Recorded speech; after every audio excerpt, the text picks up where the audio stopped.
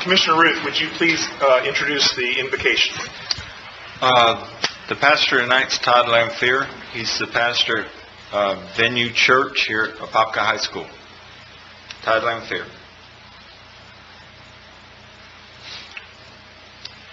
Would you pray with me? Lord, we come tonight just full of thanks. You're such a good God, and you've allowed us the privilege to live in this great country, and specifically, God, you've allowed us to live in this city and to be part of this city. We're thankful, Father, for those who you've given us to protect us, and our firefighters and our police. And God, we're thankful for those whom you've given us to lead us. And Father, we pray for them, and even tonight, God, as they discuss, as they listen, as they dialogue back with us, we would ask, God, that you would just give them incredible wisdom, God, wisdom that comes from you. Lord, I pray that you'd give them unity of heart and thought and purpose. And so we commit this evening to you, Father, thanking you that you are here, thanking you for the city you've given us. And we're going to thank you in advance for what you're going to do tonight. It's in Jesus' name that we pray. Amen. Amen. Thank you, Pastor Knight. Today is Constitution Day. On this day, in 1787, following months of debates at the Constitutional Convention in Philadelphia, the Constitution of the United States was signed by our framers. As part of the compromise to ratify the new Constitution, additional amendments were debated upon and drafted. 2 years later, on September 25th, 1789, the first Congress of the United States adopted 12 amendments to the Constitution, 10 of which would later be ratified and known as the Bill of Rights. And so tonight, as we recite the Pledge of Allegiance, let us reflect upon the wisdom, deliberation, careful consideration, and prudence of those who helped create our Constitution. Would you please join me in the pledge?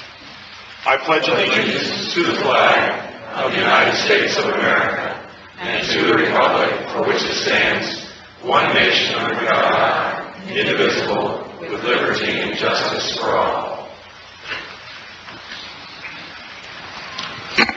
Well, thank you, everyone, for joining us tonight. Somehow, I think the framers of the Constitution would be proud of the size of the audience that's turned out tonight to participate in our meeting. We do have a standing room only crowd here tonight, so as you come in, please make room as you can, and we'll try to get through this as quickly as possible. If you would like to speak before the City Council tonight, please submit a notice of intent to speak, which you can find on the table over there.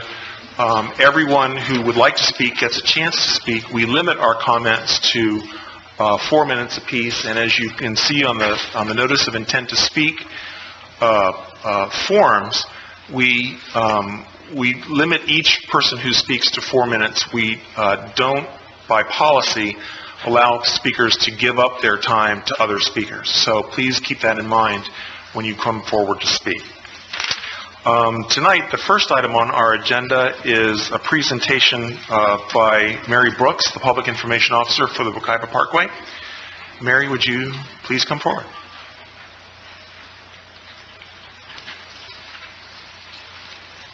Mayor, council members, citizens, thank you very much for this opportunity to provide you with an update on the landmark Wekiva Parkway project, a legacy project 30 years in the making. I know many of us thought we might not live to see it, but it is here and it is happening.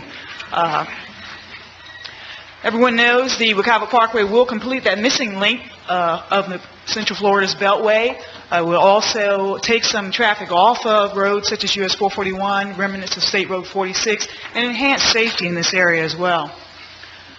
Its 25-mile toll road includes a number of non-tolled road improvements, one in particular being some parallel service roads in Lake and Seminole counties for those who don't want to pay a toll for local trips, and then also multi-use trails along portions of the parkway. As many of you know, the Wekiva Parkway includes tremendous environmental considerations, as we are going to be passing through the Wekiva River Basin and a large area of natural habitat. So these are just some of the considerations that have gone into developing the project, including some expansive wildlife bridges. So some of the new information for some of you perhaps is that this road will feature all electronic tolling. It will be a cashless system. You'll need to have either a ePass or SunPass transponder, and this really is the trend in transportation development today. It enhances safety. You don't have the weaving at plazas, maximizes convenience. You don't have to stop or slow down at plazas to pay your toll, reduces noise, pollution, just really keeps traffic moving, and saves the cost of having to build the toll plazas. So there is information if you're interested in finding out more about all electronic tolling on the WekiwaParkway.com website. So here's where we are, and to give you more of an update, we have been for the last couple of years working through design of the various sections of the project. There are 14 Wekiwa Parkway sections being developed by the DOT and the Expressway Authority. What this basically tells you here is by the end of this year, the Central Florida Expressway Authority will be complete with design except for one section of its projects. And by the end of next year, 2015, the department will basically be complete with design again except for one section of its project. So what's new on the CFX? Well, we are, as I say, wrapped up design on Section 1A and 1B. That gets you from 441 to the new interchange plans for Kelly Park Road. The Expressway Authority is already in the process of getting firms on board to begin construction for this first section. In fact, by the end of this year, we should have the contractor on board to actually do the work. So we're looking to start construction on that stretch between 441 and Kelly Park Road first quarter of 2015, probably February, March timeframe. If you're interested in finding out information about that, we are having a pre-construction community open house that everyone is absolutely welcome to come to on September 25th. That's a week from Thursday, 5:30 p.m. to 7:30 p.m. at Apopka High School in the cafeteria, where we have hosted some of those meetings before. So this will be your chance to get to look at the final plans and ask questions of the project teams and submit any feedback, but we are moving forward. Some of the interesting aspects of this particular project is there will be a section that will be what we call depressed or built below ground. If you travel State Road 414, the John Land Apopka Expressway, it'll be similar to the section there that passes underneath of Martin Road. And this will be in the area of the parkway at Belgian Street and Yothers Road. There will be some significant impacts to motorists along many of these side streets. We will be doing work on the side streets, building bridges. There'll be lane closures, road closures. We really want to give the community a heads up on the types of things you're going to be seeing so you can plan accordingly for your travel once construction starts. There'll be construction vehicles entering and leaving the travel lanes, detours. Unfortunately, you can't build a project like this without some noise, some dust. There will be night work, but we'll try and limit the pile driving for the rest of the area of the residents, and of course some of the other typical utility work, etc., that will be going on. And as a public information officer for the project, if you ever have issues with the construction once we get underway, my contact information is here on the slide. It's also on the website. You're welcome to contact me once we get started. So on the department side, there is a section that's currently underway is Section 4A and 4B. On the left side of the screen, that roadway is County Road 435, also known as Mount Plymouth Road. On the right side of the road, that's State Road 46, just east of Camp Challenge Road. This has been under construction since February of 2013, and we are actually wrapping up. Probably March, spring of next year, this roadway will be open to traffic. This fall, you'll start to see perhaps some work on State Road 46 if you travel that area, some lane closures, detours, that thing, so we want you to have a heads up about that. As I say, in the spring, we're looking to finish the work. And then also this section, the department is planning for a future trail along this section to be built by others. One other section of note on the department side is Section 7A. This is in Seminole County. It's just east of the river, which is on the left side of the screen, to about Orange Boulevard, along the State Road 46 corridor. This section is approaching 60% design. This is one of those sections that has the non-tolled parallel service roads for folks who don't want to pay a toll for local trips. The gray circles you see in the middle along that corridor there are roundabouts that are being included for safety reasons. We are looking to schedule a public meeting on this one in January, just after the beginning of the year, to update folks on that one as well. And this gives you sort of a concept of what the Section 7A will look like, with the service roads at grade or at ground level, and then the elevated parkway, and then the roundabouts at the side streets.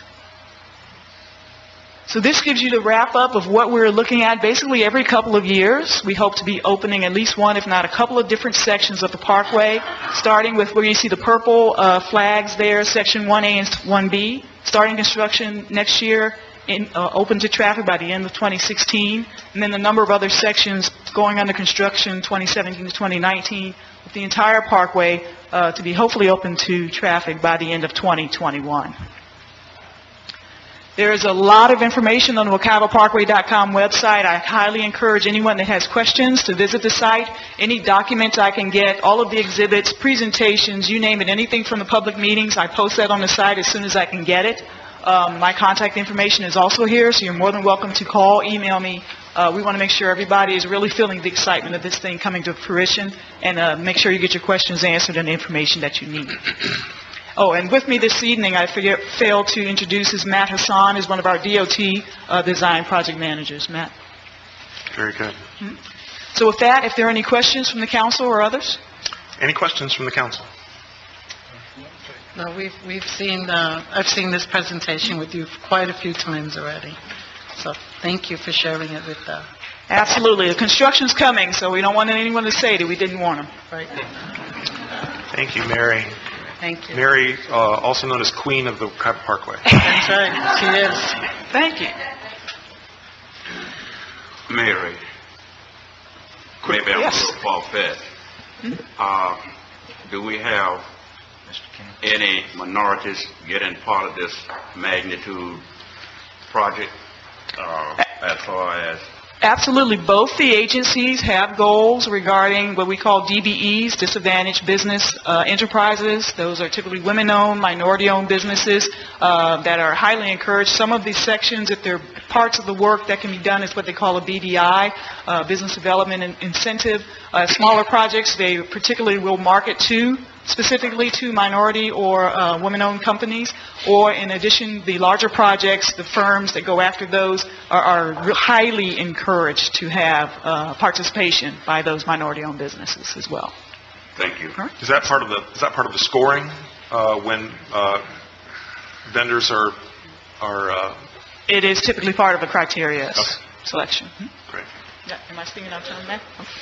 All right. Excellent. All right. We'll proceed now to the consent agenda. Is there a motion to approve the consent agenda?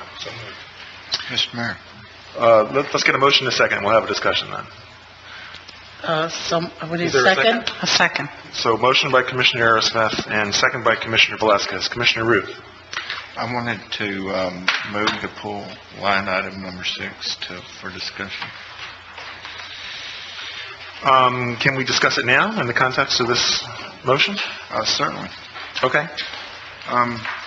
The one thing that attracted me to line item 6 was the need for the addition that was there. I was just wondering if there was any way that the council could be involved in some of the process, so as maybe we get a walkthrough through it, or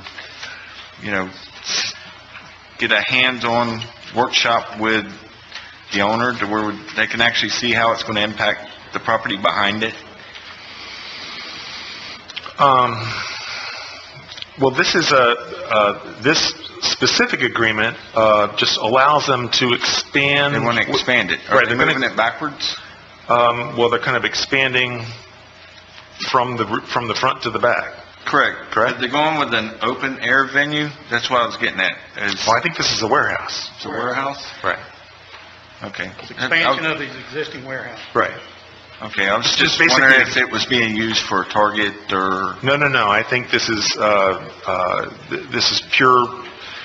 It's pure warehouse for storage and operation of their business. Shoot Straight operates 8 businesses. This is the headquarters operation, and they do most of the shipping, exporting from this location, and he needs additional warehouse space for that shipping. Well, Yeah, I don't basically, think we're answering what... He's not changing the store at all. So. Not changing it. Right. But this is just a move that allows him to, operate with flexibility on the piece of ground that he has to work with. Well, I'm certainly in favor of what he's trying to do. Okay. All right. Excellent. Any other questions on the consent agenda? Nope. If not, we'll vote. All in favor, say aye. Aye. Aye. Opposed? Motion carries unanimously. Next, we have a series of ordinances and resolutions, but with the consent of the council, I'd like to move to item 10, which is resolution number 2410, having to do with the adoption of a street name change in the city of Apopka. Is there any objection by the council to moving to item number 10 No. so that we can dispense with that? Yep. If not, what I'd like to start out with is I'd like to have the clerk read the title, and then I will, after the clerk reads the title, I'll read the balance of the resolution. Resolution number 2014-10, a resolution of the City Council of the City of Apopka, Florida, to change the southern segment of the city street name known as Piedmont Wakaiwo Road, between North Hiawassee Road and Apopka Boulevard, as recorded in Plat Book 7, page 139 of the Public Records of Orange County, Florida, to Armando Borjas Jr. Way, providing for an effective date. Whereas, in accordance with the Apopka Code of Ordinances, Part 3, Land Development Code, Article 6, Section 602.02F, administrative street name changes may be directed to the City Council. And whereas the city has instituted the Veteran and Public Safety Street Naming Program, the program was created to recognize exemplary individuals who have served our country and our community. And whereas the Borjas family has long been a valued member of the Apopka community. And whereas Armando Borjas Jr., born January 31, 1974, at the age of 18, joined the Marine Corps, where he served for 4 years in active duty, including deployment overseas. And whereas Armando returned home in 1996, continued to serve his country as a reserve in the Marine Corps until 1999. And whereas Armando then attended the Fire Standards and EMT School, and upon graduation was hired by the City of Apopka Fire Department as a firefighter first class. And whereas Armando served the Apopka community with dedication, passion, and above all, the willingness to help those in need, whether he was on or off duty. And whereas Armando was the type of firefighter that all other firefighters wanted to work with. And whereas Armando was named by the Apopka Fire Department 2011 Firefighter of the Year. And whereas on October 17, 2013, after a courageous battle with cancer, Armando succumbed to the disease. And whereas Armando is sorely missed by his family and his brothers and sisters in the City of Apopka Fire Department. And whereas the City of Apopka would like to recognize Armando's contributions to the safety, security, and freedom of our nation. Now therefore be it resolved by the City Council of the City of Apopka that the southern segment of the city street name known as Piedmont Wakaiwo Road between North Hiawassee Road and Apopka Boulevard as described below and shown as Exhibit A shall from this day forward be renamed to Armando Borjas Jr. Way. The southern segment of Piedmont Wakaiwo Road right-of-way as recorded in Plat Book 7, page 139 of the Public Records of Orange County, Florida, more particularly that portion of Piedmont Wakaiwo Road located west of North Hiawassee Road, north of Apopka Boulevard, to its current terminus in Section 24, Township 21, South, Range 28 East. Be it further resolved that a copy of this resolution be presented to Armando Sr. and Blanca G. Borjas, expressing the sorrow that is felt by all Apopka citizens over the loss of their son Armando. And be it further resolved that notice of this adoption of this resolution shall be forwarded to the appropriate city and county agencies, and be it further resolved that notice of the adoption of this resolution number 2014-10 be published, and that the resolution be filed with the clerk of the Circuit Court of Orange County and duly recorded among the public records of Orange County, Florida, passed and adopted, well, we're about to, this 17th day of September 2014. The chair would entertain a motion to pass resolution 2014-10. I'll make a motion to... I'll second. Motion by Commissioner Ruth, second by Commissioner Velasquez. Any further discussion? If not, we'll vote. All in favor, say aye. Aye. Opposed? Motion carries unanimously. And I'd just like to express again my thanks to the Borjas family for the service of your son. I think the spirit of Armando is reflected in the fact that we see so many firefighters from the city of Apopka here from Station 1 who are here to make sure that Armando is duly and properly recognized for his many years of service to the city. So thank you very much. And here's a resolution. Oh, I'm sorry. Sean, would you present the sign, please?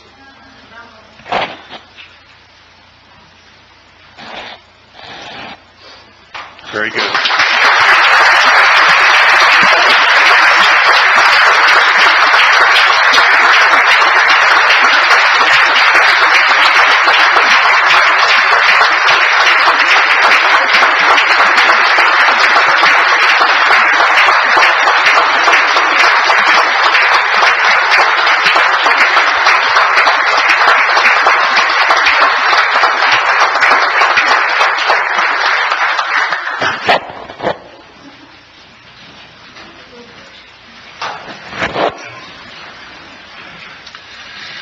Thank you very much. Thank you very much.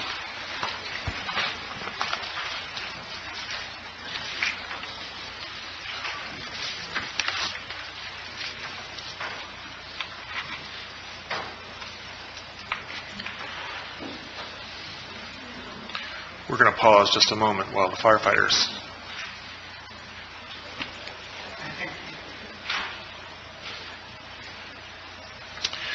All right. We also have another item on the agenda that we know has attracted a lot of public attention, and so, without objection from the council, I'd like to move specifically to ordinance number 2386. Is there any objection from the council? No. Okay. Madam Clerk, would you please read the title of ordinance number 2386?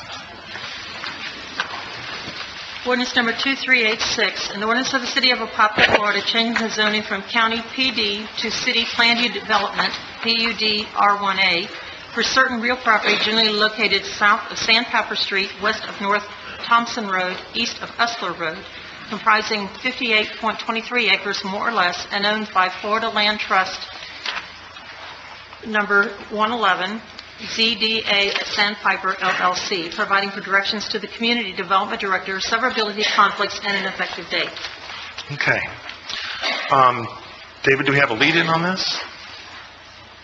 Yes, sir. Are we going to open for a public hearing before we have David come up, or No. that's not? Okay.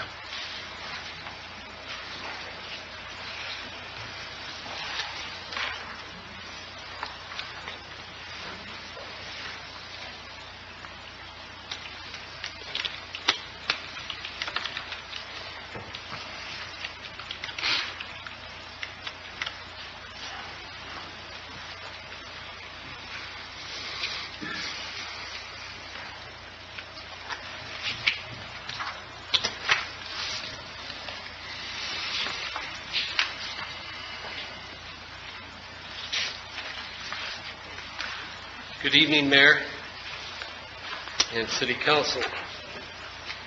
The case before you is a request to rezone a property to City Planned Unit Development from County PD. I'm David Moon, Planning Manager with the Community Development Department. The applicant is for a land trust. The engineering firm is Madden, Moorhead and Glunt. The location of the property is south of Sandpiper Street, west of North Thompson Road, and east of Usler Road. This property was annexed into the city on September 2008. Prior to annexing the city in year 2007, the Board of County Commissioners approved a county PD zoning on the property with a maximum 49 single-family residential units. The applicant is proposing on 48.4 developable acres a maximum of 49 single-family residential lots.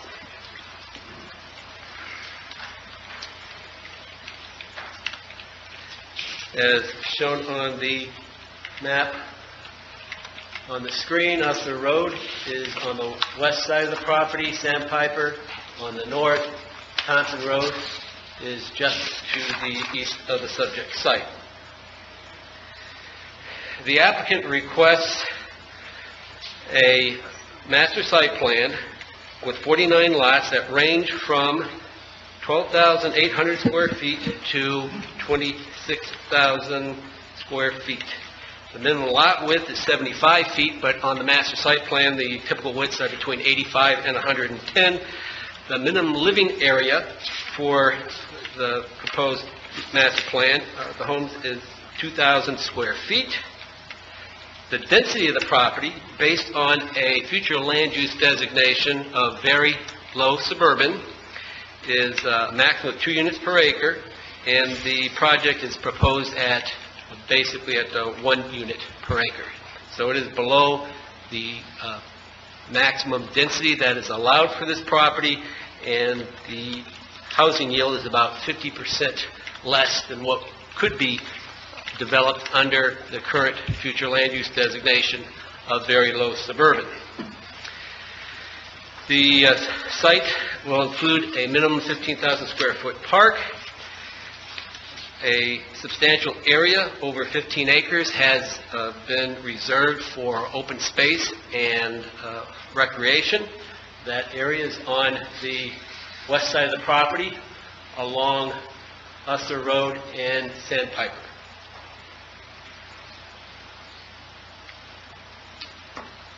The zoning and land uses in the area are compatible with what is proposed in the development, and I will discuss that issue briefly in terms of the character of the surrounding area.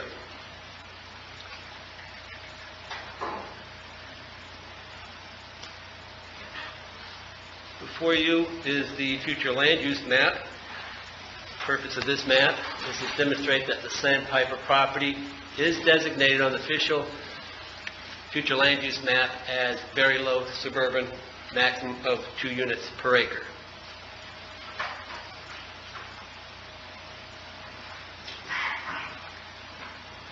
This air photo at the center, it probably shows better at your screen, is the Sandpiper property with Usler on the west, Thompson on the east. Hopefully the screen will better visualize the air photo as we zoom in.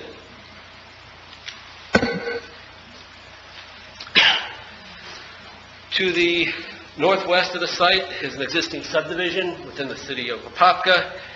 The typical lot sizes in that community range from 10,400 to 16,500 square feet. The lot sizes range from 80 by 130 to 110 by 150 feet. To the south of the project, the proposed project, is the Oakmont community.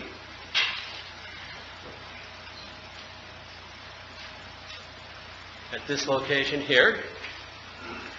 And the typical lot sizes in that community range from about 0.6 acres to 1 acre. Many of those homes are adjacent to Lake McCoy. In the general area to the east along Thompson Road, we have the Carlton Oaks community. That is an unincorporated Orange County. Carlton Oaks has a typical lot size of 10,000 square feet. To the south is the Rolling Oak community. They also have a similar lot size, typical lot size of about 11,000 square feet. To the north of the intersection of Sandpiper and Thompson is a community called Regions Reserve. The typical lot size in that community is 10,200 square feet.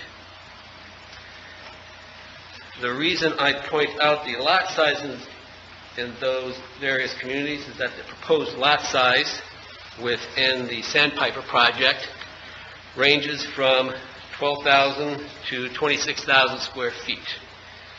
Many of those lots, particularly along the lakefront, are larger, but that is the developable area of the lot and does not include areas that extend into the lake or into wetlands.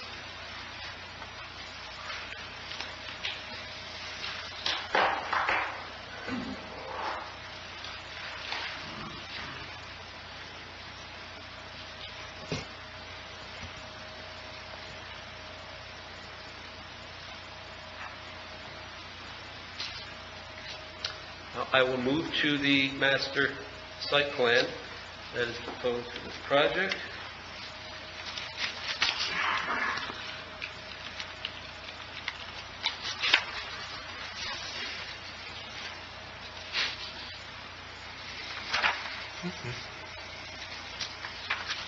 Here we are.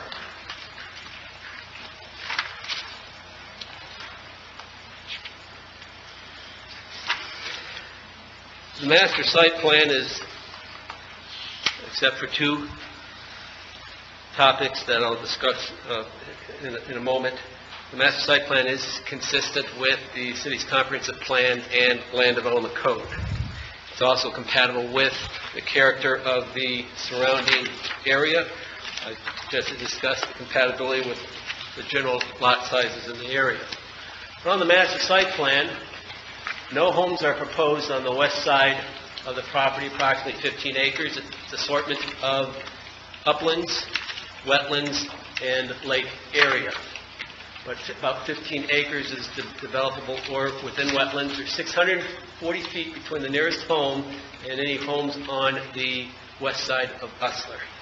To the south, along the south property line, adjacent to Oak Point and Wekiva Landings, a 30-foot wide conservation easement runs along all the lots adjacent to that community.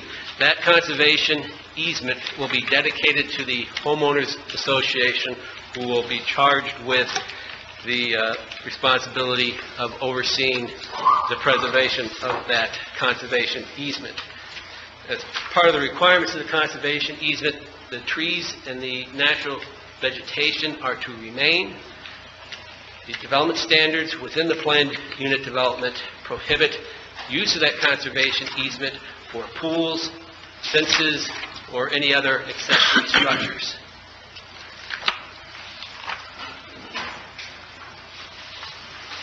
To the north, along Sandpiper Road, the applicant for land trust proposes a 10-foot landscape tract along the road with landscaping only and no masonry wall, which is typical requirement placed on subdivisions within the city of Apopka. Staff Development Review Committee disagreed with the applicant's approach, and our recommendation is for a 6-foot wall from the project entrance to the easternmost lot. Then from the entrance to the westernmost lot, because stormwater and open space already exists here, the staff recommendation was for a brick or masonry post with a wrought iron style fence. With internal to community, sidewalks are proposed along each of the 49 lots. The developer has proposed no sidewalk along Sandpiper Road. Staff does not recommend the deletion of that sidewalk. This proposed community is within 2 miles of Dream Lake Elementary and Apopka Middle School. In discussions with Orange County Public School Planning and Transportation staff, the state policies on busing would have any future students in this community walk to those schools. There is a sidewalk on the north side of Sandpiper, but students would have to cross Sandpiper to reach that sidewalk. So our recommendation is the requirement for the sidewalk along the entire front of the project, along Sandpiper. Within the ordinance, there is an entire list of development standards that are intended to protect the character of the surrounding area and to assure that the development meets or exceeds the Land Development Code. I will not go into detail of those requirements, but if you have any questions, I will be glad to address them. The Planning Commission, at its September meeting, held a public hearing, and after hearing comments from the public and the report from staff, made a recommendation to not approve the PUD zoning with the proposed master site plan as is presented to you this evening. That recommendation did not come with a finding of facts to explain why they recommended not to approve. That finding of fact would typically identify policies of the comprehensive plan or development standards of the Land Development Code that this project did not satisfy. The recommendation was made, but as I mentioned, there was no finding of fact to explain where they found that inconsistency.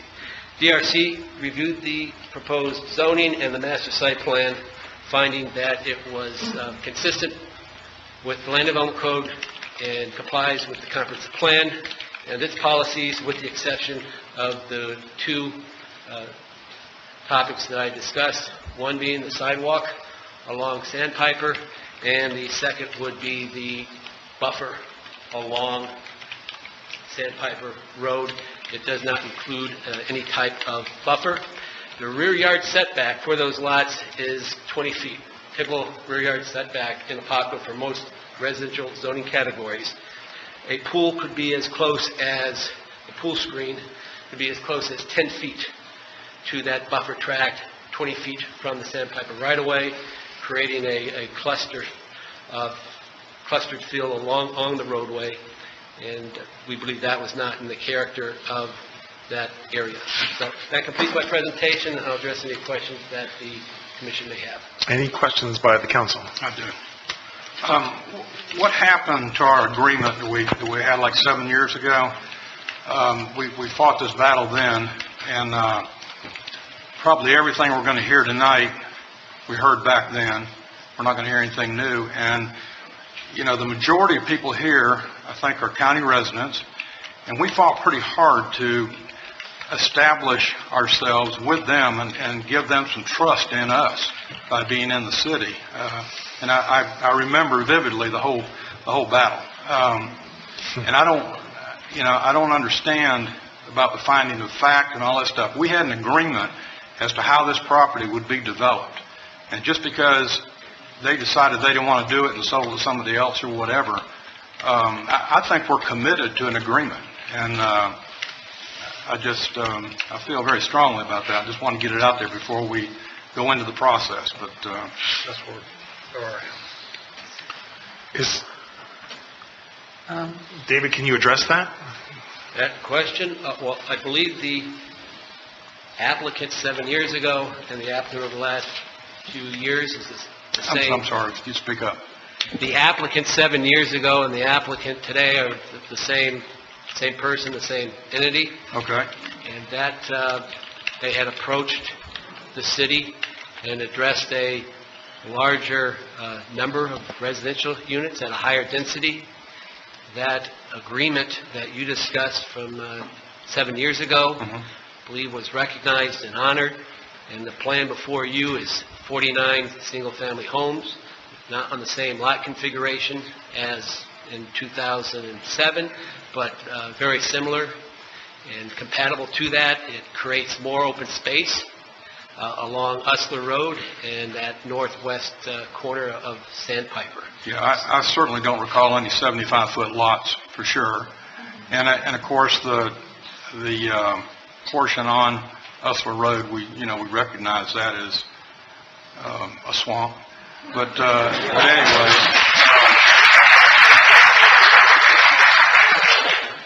the fact that it is the same, I I shouldn't have assumed, but I just assumed the property had been sold to somebody else. But that solidifies it that much more to me. If it's the same people we dealt with back then when we made an agreement, then we like to hold up our end of the agreement. So, Okay. Any other questions by the council? I would, because on September 9th, it was disapproved 6-0 by the Planning Commission.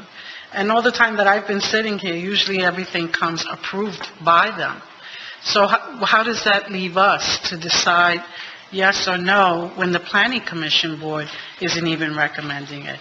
So at this stage, can we send it back? What I don't understand, I guess after I hear the residents, is there a way of them having it back and having an agreement so that when they send it back to us, it's agreed at least upon them first?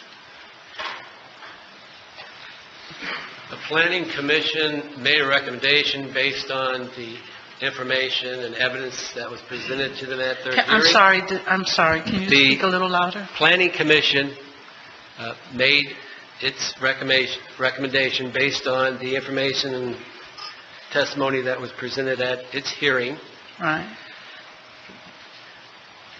The thing is that they've never sent me something with everyone on board saying no. You have everyone on board saying absolutely not. The City Council? No, the Planning Commission. He's about to give you an answer. You could choose to ask the Planning Commission to prepare a finding of facts and have those findings of facts returned to you as to why they recommended to deny, and that finding of facts would outline the areas of the comprehensive plan and the land development code for which this project does not comply. So you have that right, and that's the... Well, let me just step in. I was remiss in not introducing our assistant city attorney, Drew Smith, who's here with us tonight in the place of City Attorney Cliff Shepard, who's away on a trial. But Drew, if you could just outline what the duties and responsibilities in a situation like this are, where we are in a quasi-judicial hearing on an application like this. Well, what you just heard is exactly right. You do have that ability. If you would like to know why the Planning and Zoning Board did what they did, found how they found, then you absolutely have the ability to kick it back to them and say, explain to us why you decided the way that you did. Because part of that relationship is they are an advisory board to you, and if you feel that you have a decision or a recommendation but don't understand the why of that recommendation, you certainly have the ability to send it back to them and say, we need to understand the why. Okay. Because I think, and correct me if I'm wrong, when we hear matters like this, when we are in a quasi-judicial hearing, it is the job of the City Council and the Planning Commission to make findings of fact. And we, in this case, the finding of fact that we are required to make is whether or not the application before us is consistent with the comprehensive plan of the City of Apopka. That is correct. Correct? Are there any other further considerations that we're allowed to consider? You do. I mean, if it's consistent with your comprehensive plan, you may look at the surrounding areas. Is there consistency there with surrounding developments? Obviously, and this is going to involve some of your comprehensive plan, but it may also go outside of that. You're going to be looking at concurrency issues. Do you have the infrastructure to support proposed development in the area? Those type of issues that often are going to touch on exactly what your comprehensive plan touches on, but you actually may consider them in more detail when you're going through a zoning or a zoning amendment. Okay. Any other questions of David? If not, do you have a question? What can I get from the Planning Commission, why they... Okay, we'll hold that question for our discussion after we have a public hearing. Okay. Okay? At this time, we're going to open it up for public hearing. Do we have some speakers? How many speakers do we have?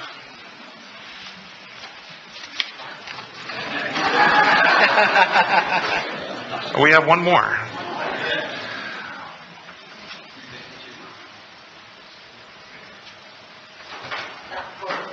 Okay, so we have 12 people who've scheduled to speak. Keep in mind, are the guidance that we talked about at the beginning of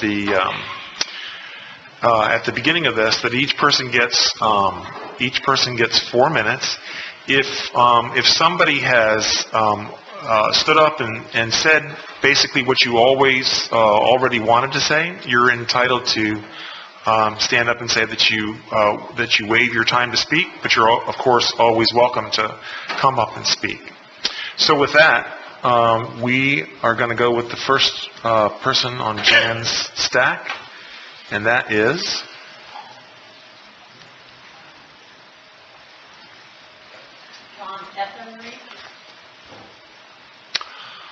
Ron Eppenry? Edenfield? I'm sorry. That's all right. I'll be called first.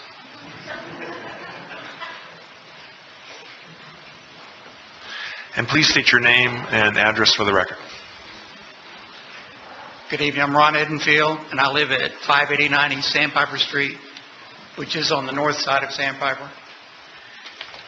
First off, I didn't hear when the applicant was talking about the adjacent properties and the compatibilities, I didn't hear him mention at all the north side of Sandpiper with all the large 10 acres, 7.5 acre, 5 acre tracts, all the tracts that run them down Sandpiper. That was not even discussed. The second point that I would have would be, just as a point of order that your city attorney could tell you whether it is or not, but I'm an adjacent property owner, and I received a certified letter that I received from the applicant. Whether it was intentional or unintentional, I don't know, but all the meeting dates, meeting times were cut off the letter, and I did actually get the certified letter. So we came down to the zoning department. We didn't even know the meeting had happened. We came down after the meeting had happened and asked to see the original. Of course, in the zoning department, the original clearly has all the meeting times and dates on there. My copy does not. So then we go back to our property, drive down Sandpiper to try and find the required notices that they were posted. This is what we found buried in the ground. This is the only notice that we could find, period. So I don't think that, my question would be, I doubt very seriously that proper notice was even given as required, the postings to let us all know that this was taking place. And you had a large audience here. That's because there's a active group in some of the adjacent subdivisions that had emailed each other and let them know about it. But like I say, I'm an adjacent property owner. In fact, the property I own is the one that has the Orange County drainage that runs through the middle of it. And, if I come to the next hearing, that's going to be a major concern to me of what's going to happen with all the stormwater. There's been major flooding that's taken place in there. The county's never done anything about it. This is going to be even more impact on that because this water is going to drain into Lake McCoy. And this drainage ditch that's in there is strictly to control the flood level of Lake McCoy. And it has flooded numerous times. I've lived there 34 years, so it's flooded numerous times through that.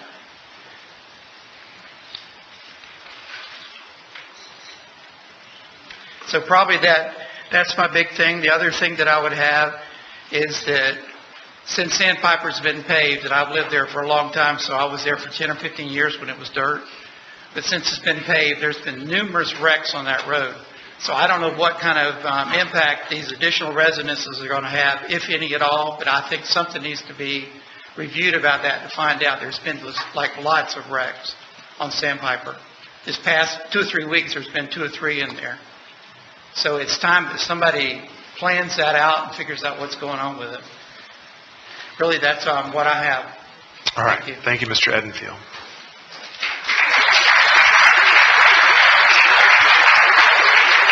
Next speaker.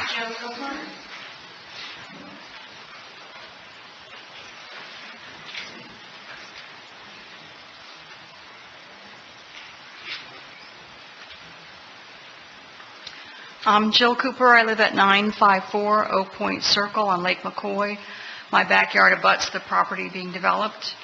The City of Apopka Comprehensive Plan 2030 notes that many residents consider the small town atmosphere of Apopka its most attractive quality. And I would agree. I moved here 30 years ago because I liked the rural community and the beauty of the Wekiva River Basin area. I no longer wanted to live in cookie-cutter communities with no trees or native foliage. I sincerely urge the City Council to reject the zoning changes. The requested zoning of R1A is a much higher density than the neighborhoods immediately to the north or to the south or to the east or to the west. These are all zoned at a half acre or larger. In order for you to get to a development with only a quarter acres, as listed on the screen by Mr. Moon, you must drive past the immediately connected neighborhoods. If you look at the 45 homes that directly surround the development, those on Sir Arthur Court, Tanglewild and Usler to the west, Sandpiper to the north, Thompson to the east, and Oakwater Estates to the south, the average lot size is 1.8 acres, and they go up to at least 10. I don't understand the legal definition of consistent and compatible, but to me, a quarter acre is not compatible to 1.8 acre lots and up.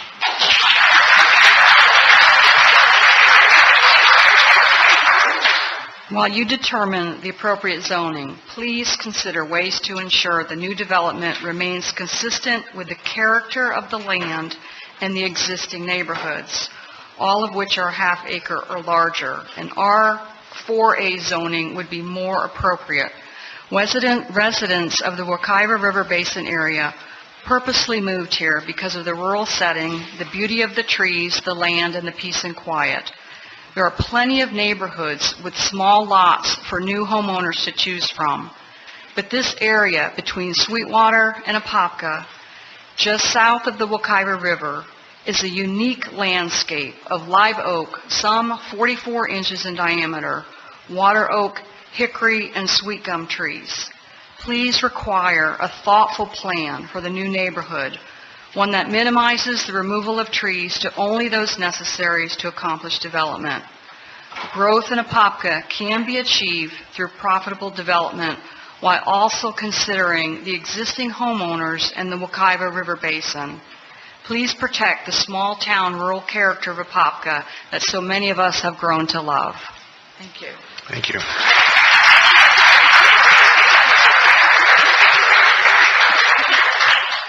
Next speaker. Lou Hopner.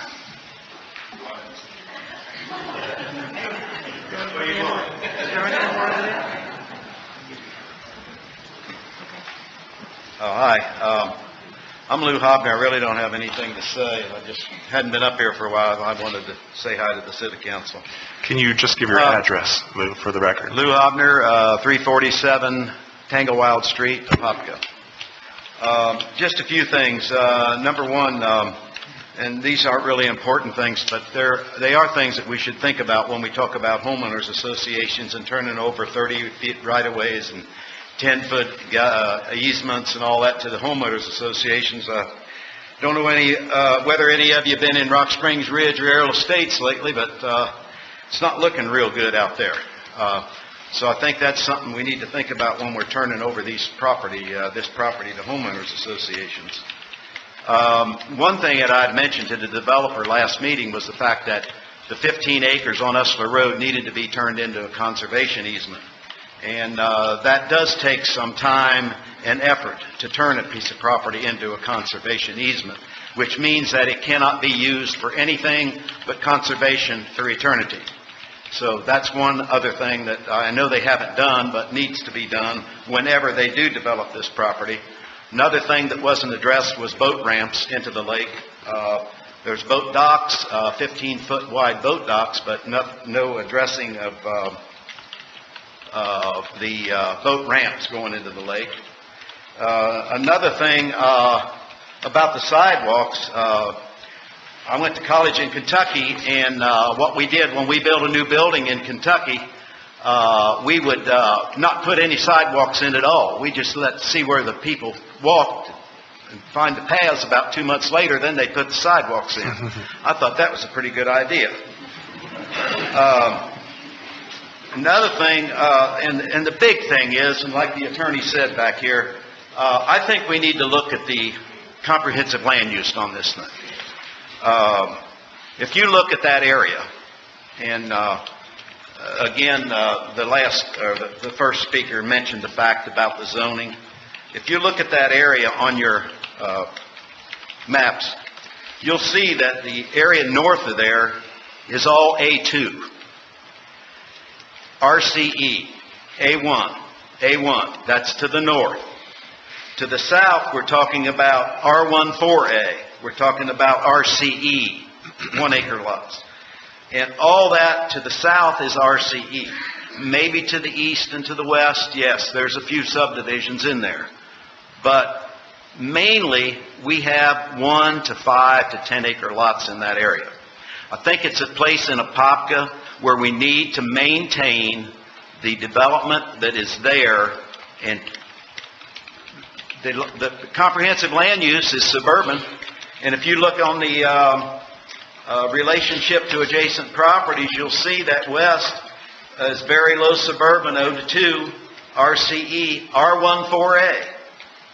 Even the very low suburban south is R13A. And we're talking about them building 2,000 square foot houses. It doesn't make any sense.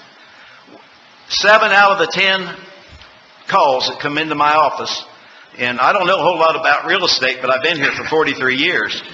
But 7 out of 10 calls come into our office. There are subdivisions all around the area, and Plymouth Serena Road, Binion Road, and so forth. But 7 out of 10 calls that come into my office say, do you all have anything in 1 acre or 2 acre or 5 acre tracts with a nice home on it? That's what people are looking for. That's why they're moving to Apopka.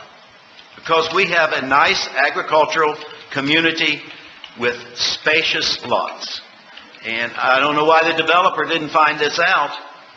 But, I had a choice when I developed the King property to go to R1A. I could have gone to R1A in the county and put 20, 30 houses on there, but I decided, no, we're going to do 5 lots, 2 acre lots, because that is the development of the area.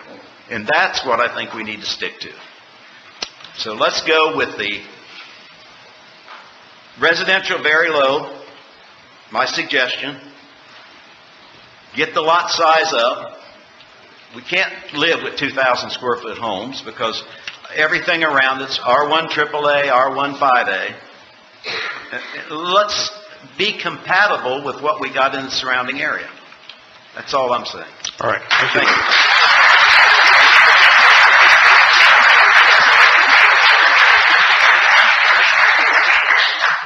Jack Cooper?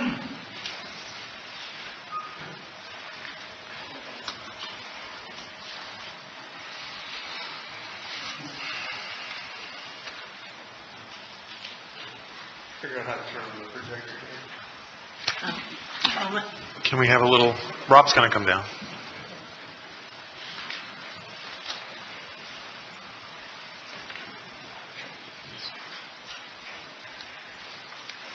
Good evening. My name is Jack Cooper. I live at 954 Oak Point Circle, and my property adjoins the subject property. I live across from Lake McCoy.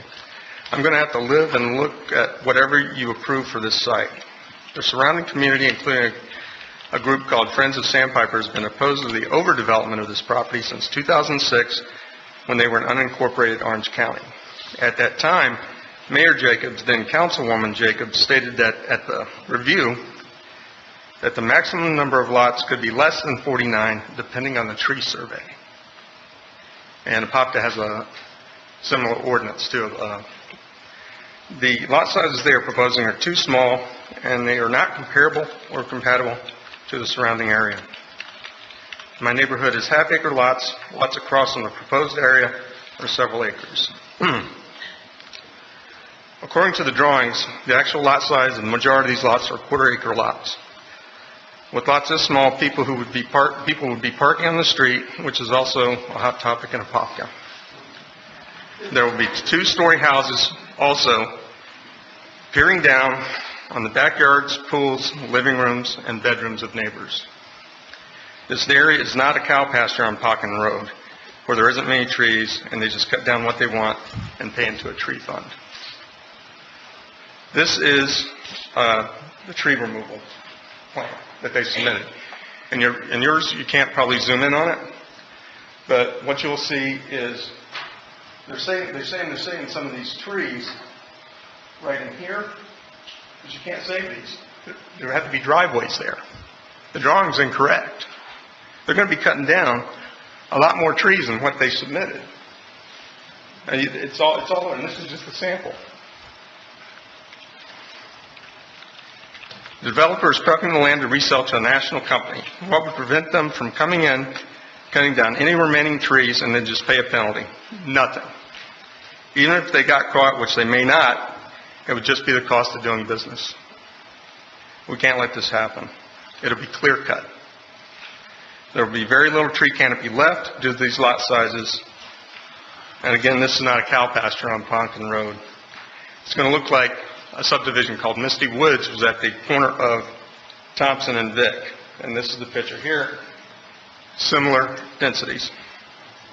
By requiring the zoning to be at least half-acre lots, it will preserve the look and feel of Sandpiper as you drive down the road, and for the residents who abut the property, it would be more comparable and compatible to the surrounding area. Last week, I presented a list of 85 signatures of Apopka residents to the City of Apopka Planning and Zoning Board and staff. These signatures represent homeowners that surround the proposed development on Sandpiper and Usler. Each person signed this petition because of their strong objection to the new zoning being requested. I also have the results of an online survey completed by 54 respondents I submitted with several questions who are overwhelmingly concerned about the development and think that the tree survey should be a determining factor of the size of the lots and the layout. Consideration should be given to the consistency of the housing developments that surround the Sandpiper project. The overwhelming majority of houses nearby are on much larger lots. The developer has a right to build on the property, but does not have the right to build anything he wants. The community also has rights. Lots should be a minimum of half acre, and the number of lots should probably be decreased in half.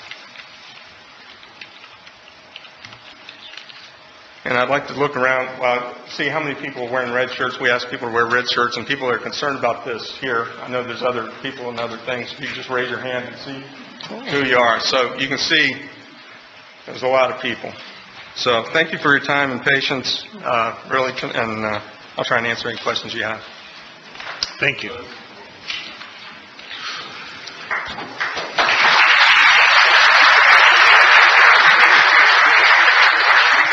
Next speaker. Ellen O'Connor, and then Jenny McGee will be after Ellen.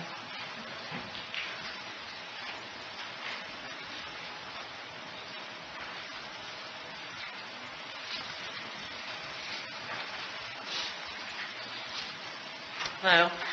My name is Ellen O'Connor. I live at 1032 Oak Point Circle. I live in Oakwater Estates. I have a beautiful acre lot on Lake McCoy. And what you don't see from that drawing, and when Kathy gets up, she's prepared a wonderful video, and I would invite any of the commissioners that would like to come over and get a tour from any of our residents, because I can tell you that the properties directly surrounding that, as my neighbors have told you, they do not reflect the development that's being proposed here. And I grew up in South Florida, and I moved to Central Florida for a different way of life. My husband is from LA, and he definitely wanted a different way of life. We researched for years. We lived in Arrow Estates and loved Arrow Estates for years, but we really researched where we wanted to be. There is a unique character of that Lake McCoy area that you can't show on a diagram. It is just beautiful. And when you tear down those trees, you're going to impact water, you're going to impact the natural wildlife. We have peacocks, foxes, bears, turkeys. I mean, it's a different natural environment there. And I think that unique character of this community has to be protected. I mean, we do not begrudge the developer from building something. We're all smart business people. We know that that's going to come. But it has to be done in a wise way. I think at our opening prayer we said, let's operate with wisdom. Well, let's plan the future of Apopka with wisdom too. We don't want South Florida. We don't want LA. We want the unique character to be respected. And for those of us who have invested our time and money in making this our home and our property value, we expect our leaders to be wise in the decisions you make, and we recommend that you reject this rezoning. Thank you.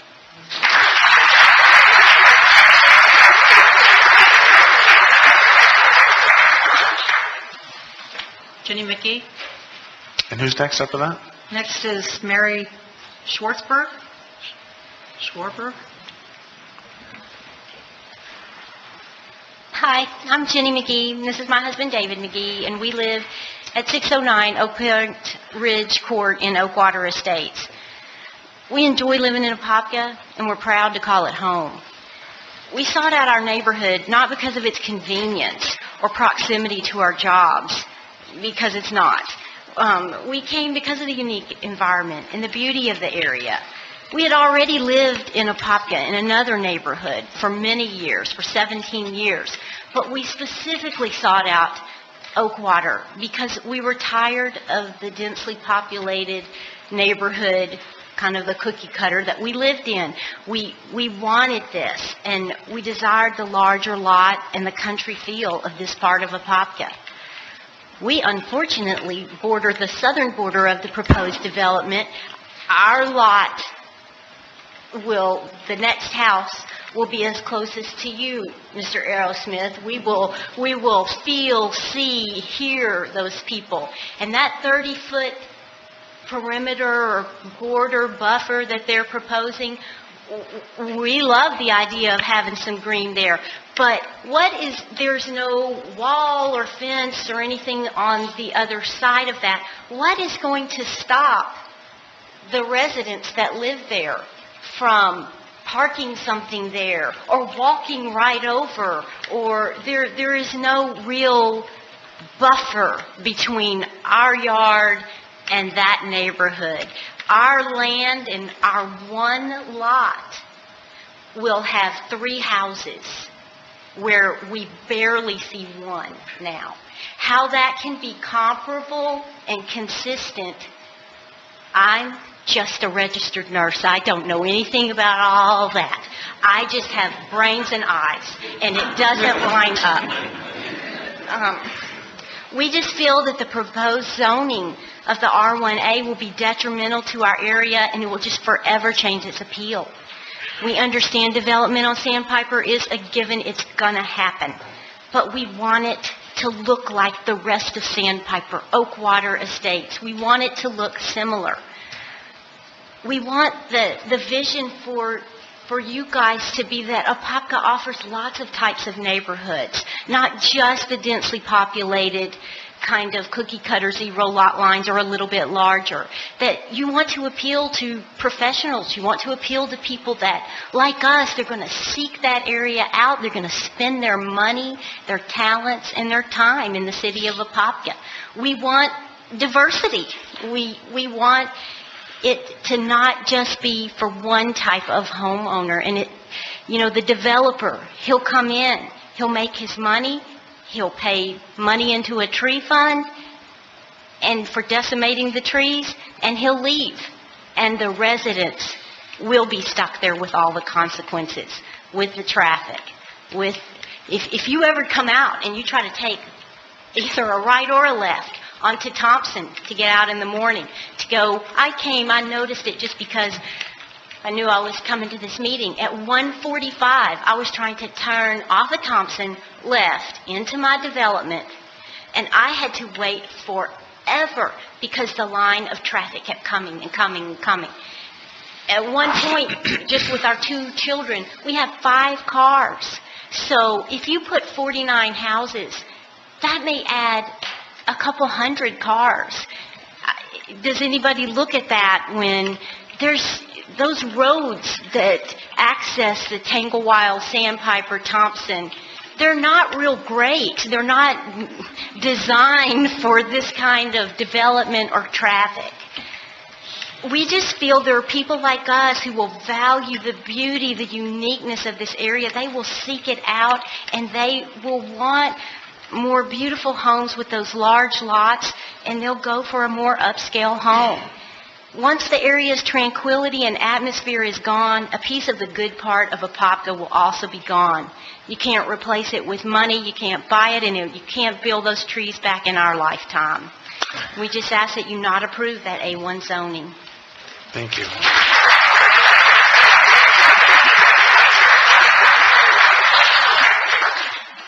And the next speaker after this is... Would be Bo Schwarberg.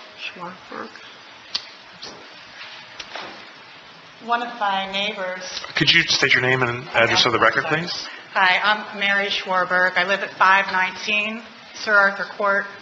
My land backs up to the swampland. One of my neighbors shared this photo with me. They were obviously around when the first round of fighting went through. And I wanted to make sure you guys see what we're really talking about here. These homes, what's going on, what preservation we need to think about. The water, Wakaiva River Basin comes right in here. Okay, we really need to think about that. As I walked in here tonight, I noticed a sign up front. City of Trees, it said on it, the Apopka sign. How great is it that we live in a place that is recognized for beautiful trees? Pretty good. My husband and I moved here nearly 2 years ago after a year-long home search in the Orlando area. We wanted something more than a cookie-cutter home on a small lot that didn't justify the commute, the cost of the commute. There are plenty of those closer into Orlando. With that quick toll road access, that's why we're here, by the way, since you guys put in this toll road and the one that's coming, with that quick toll road access downtown to South Orlando, to Disney, and access to Lake Mary here, we realized this is a place that we could finally put a stake into the ground and make this our home after a decade of chasing technology jobs. Our only challenge was finding a home on a larger tree-covered lot. There are very few available here, we should know. We had to look hard. However, we were fortunate to find a home that just went on the market. We grabbed it quickly. It was a home built in 1973, previously owned by the Buck family, who lived there for 40 years before Mrs. Buck passed away at age 94. We spent more money than we should have renovating this house because of the property that it sits on. I'm sure the Bucks chose to build there because of that beautiful lot. As you see in this picture here, our home is on an acre, is on nearly an acre, and is surrounded by sugar gum trees and magnolias that are definitely over 100 years old. The area around us is surrounded by the most beautiful oak trees that I have ever seen. Some must be hundreds of years old. There are plenty of areas to build homes on small lots that previously contained old orange groves or cleared farmland. But I think we need to think twice about this land. These trees are something we cannot reproduce in our lifetime. This land is full of mature hardwoods, wildlife that previously sustained only 7 homes and matched the surrounding community. With that new toll road, I believe others will follow us here if we can preserve the mature trees instead of tearing them down to maximize the profits of a developer that doesn't plan to live here. Where appropriate, I believe we have an opportunity to highlight the beauty of Apopka with larger lot sizes that allow us to preserve the more mature trees. The decision that you make here will not only impact the wildlife and the beauty of the area. In the long run, it'll impact the property values and the tax revenue of the homes that surround it. My husband and I are hoping that we can live the remainder of our lives here in Apopka, just like the Bucks did before us. But that may depend on your zoning decisions. It'll depend on how you define progress and your ability to preserve the beautiful, mature, tree-covered areas of the Apopka community. You have a very important job here. Thank you for considering it carefully. Thank you. Thank you.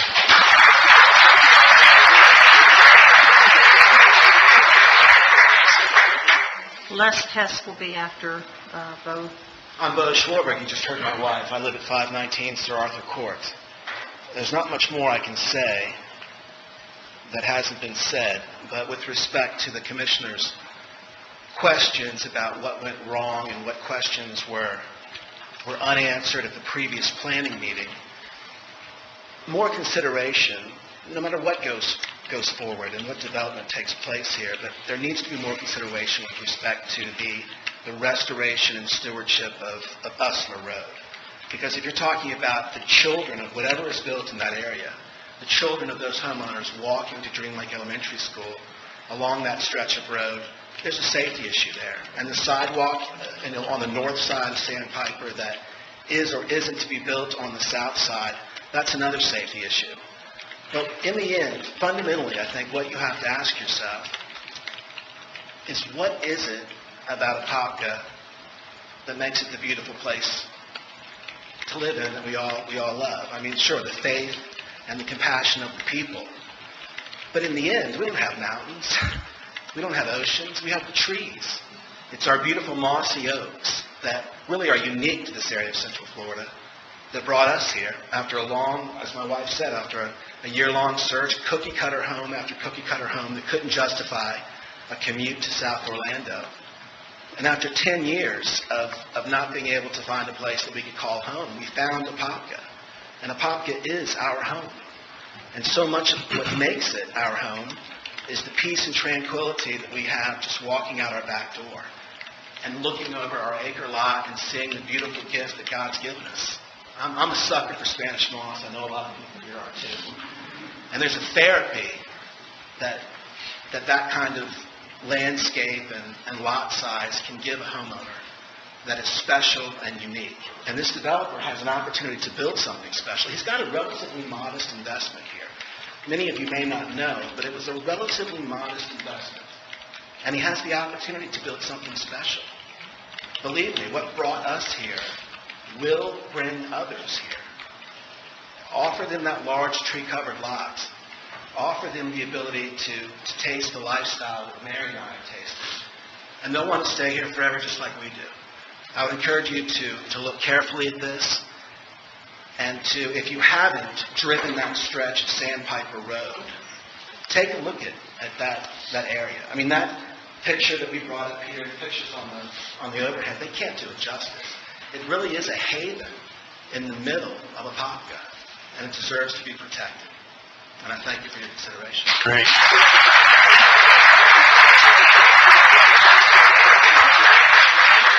I would dare say that everybody sitting up here has driven on Sandpiper Road a fair number of times. Oh, okay. Yes, sir. Please name and address for the record. And then the next speaker after this? Is Ken Sumner. Ken Sumner? Okay. My name is Les Hess. I live at 578 Wekiva Landing Drive. That's just south of the proposed development. This is a special area. The purpose of our overall planning, the growth plan, the purpose of the overall, I can't think of the right name, the growth management plan, isn't to make us at the bottom of the common denominator. It should allow for a special area to be preserved. When staff made their presentation, they talked about all the higher densities things that are a little ways away, as if, well, now we need to put this in to make everything high density. Well, that destroys the specialness of this area. And you've heard over and over again how special this is. And I'd like to speak particularly about the big trees. You cut them down, it's not special anymore. The wildlife, you have this density, the wildlife goes away. I mean, I've had bears and foxes and eagles and cranes and everything in my yard. And we do this between me and the park, and we won't have that anymore. The Planning Commission did not make specific findings of fact, but they talked, and it was clear to us that the reason why they unanimously turned down the suggestion of staff was because this density was not consistent with the community, and because of the high traffic that this would cause. Another reason is when you add density around, it lowers everybody's property values. Once again, the purpose of this plan isn't to make Apopka as dense as possible. So I'm here to suggest, as is everybody else here, that we shouldn't make this as dense as proposed. Thank you.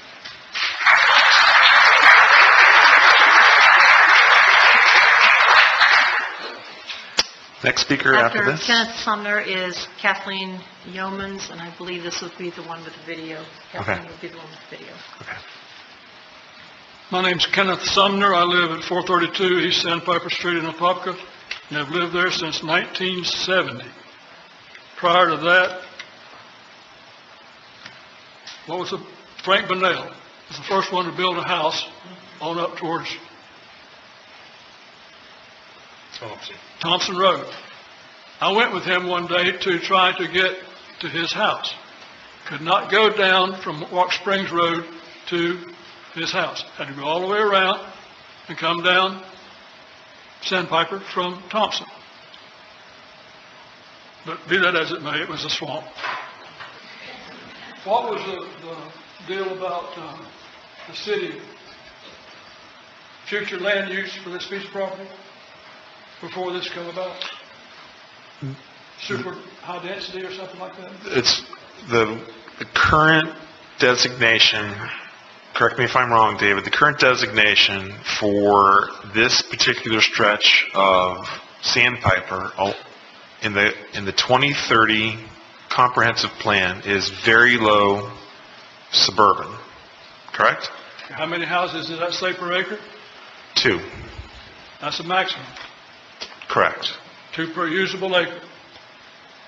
Okay. 2, right, 2 per acre.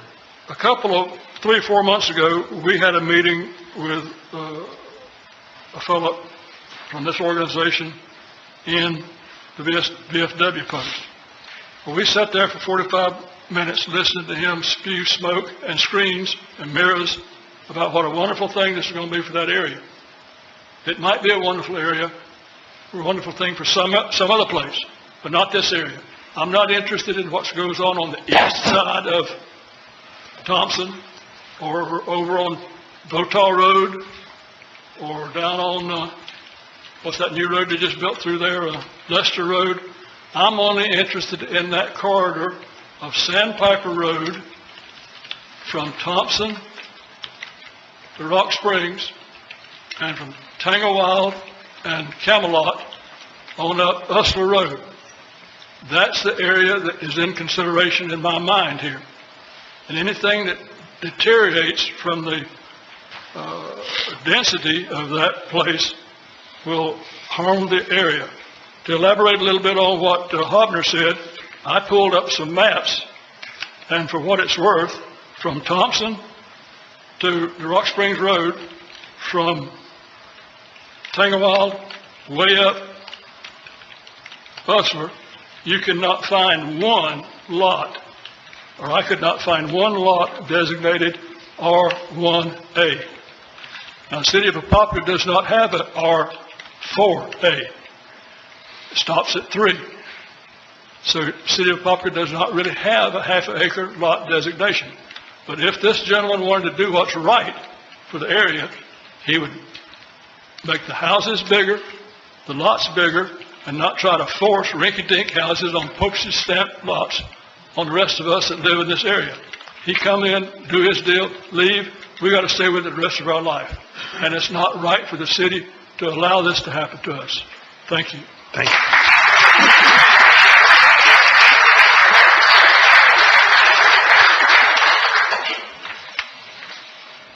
here, the one with the video? Yes. Okay, he's coming now to set up.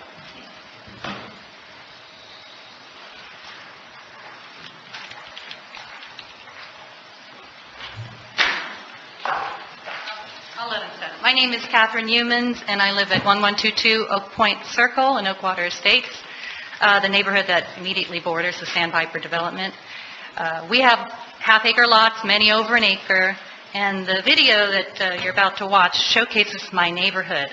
It was actually shot yesterday, and we really, it's how the Sandpiper development we think needs to be. It needs to be more compatible and more consistent with its surrounding community.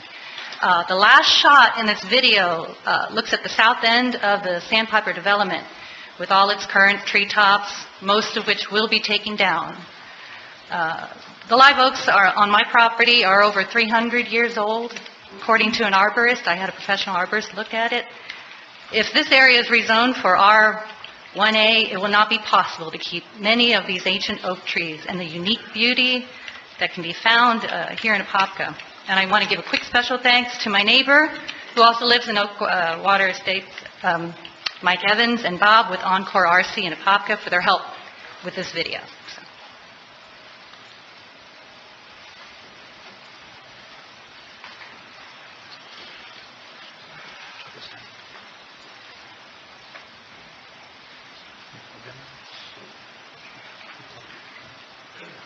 We did rehearse this before. I saw them do it. Just a 2-minute video.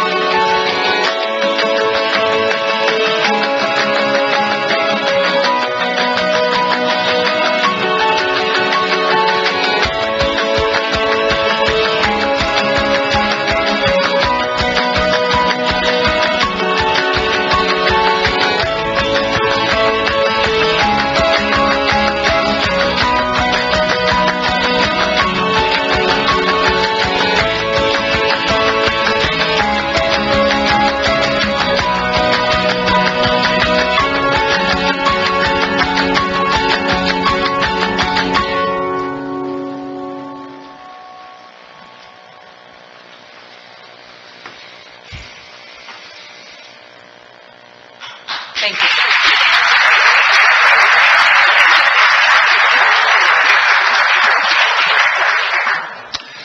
And the next speaker. Mary Smothers. And then after her is Lillian Myers.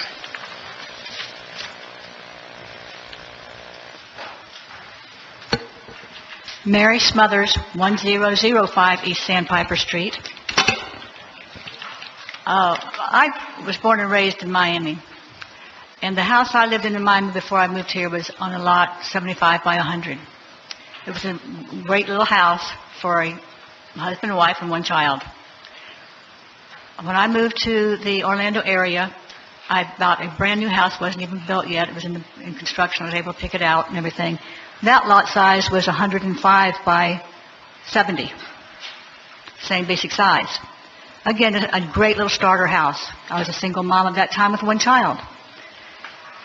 That was in 1971. In 1972, I met and married an Apopka boy. He's been in Apopka since 1943, his whole life. He bought this piece of property, we bought this piece of property a year after we were married, a year or two after we were married, from Fred Joyner Jr., who lived next door to this property. Jerry grew up with Fred. They went to school together. They were childhood buddies. We thought he was going to be our neighbor. By the time we paid for our property and then built our home, we moved in 1970. We started building our house in 77 and moved in 78, 2-acre lot, Sandpiper Street. We had 4 children, combined at that time and then added another child a few years later. We've been there since 1978. We love Apopka. We love this great lot. We love the trees. People who know me in the area know I'm out in my yard a great deal. If I have any time at all, I want to be out in that yard, putting more plants in, grooming the yard. There's a lot of traffic. It was a dirt road, as was mentioned, for a lot of years, a dirt road. A lot of mess when it rained, but we loved the privacy and the uniqueness of that area. It's paved, it's busy, it's fast. When cars turn onto Sandpiper Street from either end, they move, and they move rapidly. They move very fast. It's a no passing zone all through there, but they start passing as soon as they get to that second house. They're already passing another car if they're not going as fast as they want to go. I'm afraid that children coming out of this new development, crossing that street to get to the sidewalk on the other side, their little lives are going to be in danger. Balls, dogs, frisbees, anything that goes into the street, be chased by a child. Their little lives are going to be in danger. Somebody said last week at the zoning planning meeting, that a study had been done on the traffic that would be produced from this development of 49 possible homes.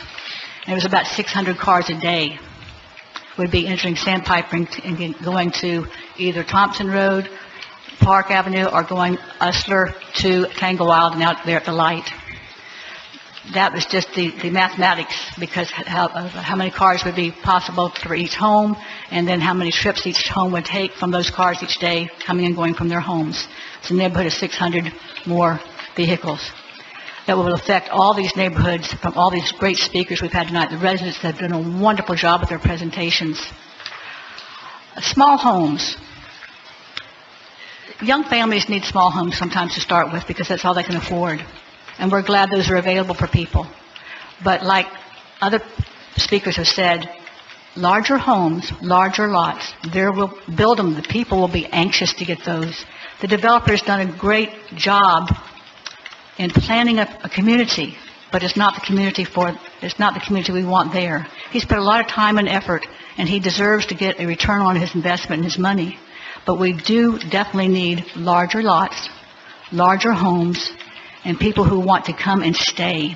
You see over in Rolling Oak and some of the other neighborhoods that was mentioned, they have smaller lots and smaller homes. After a number of years, those houses start being second-hand, third-hand owners, and the property starts to look more run down. And then you wind up with rental property. And if you have a whole community of a pretty good percentage of rental property, then we, again, would be very concerned about the quality of our neighborhoods, the quality of our area. We love our trees. We love our space. We love our neighbors. And we want to keep it that way.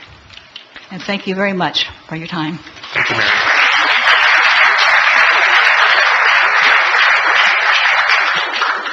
Next speaker. Lillian Myers, and then Alex Toledo.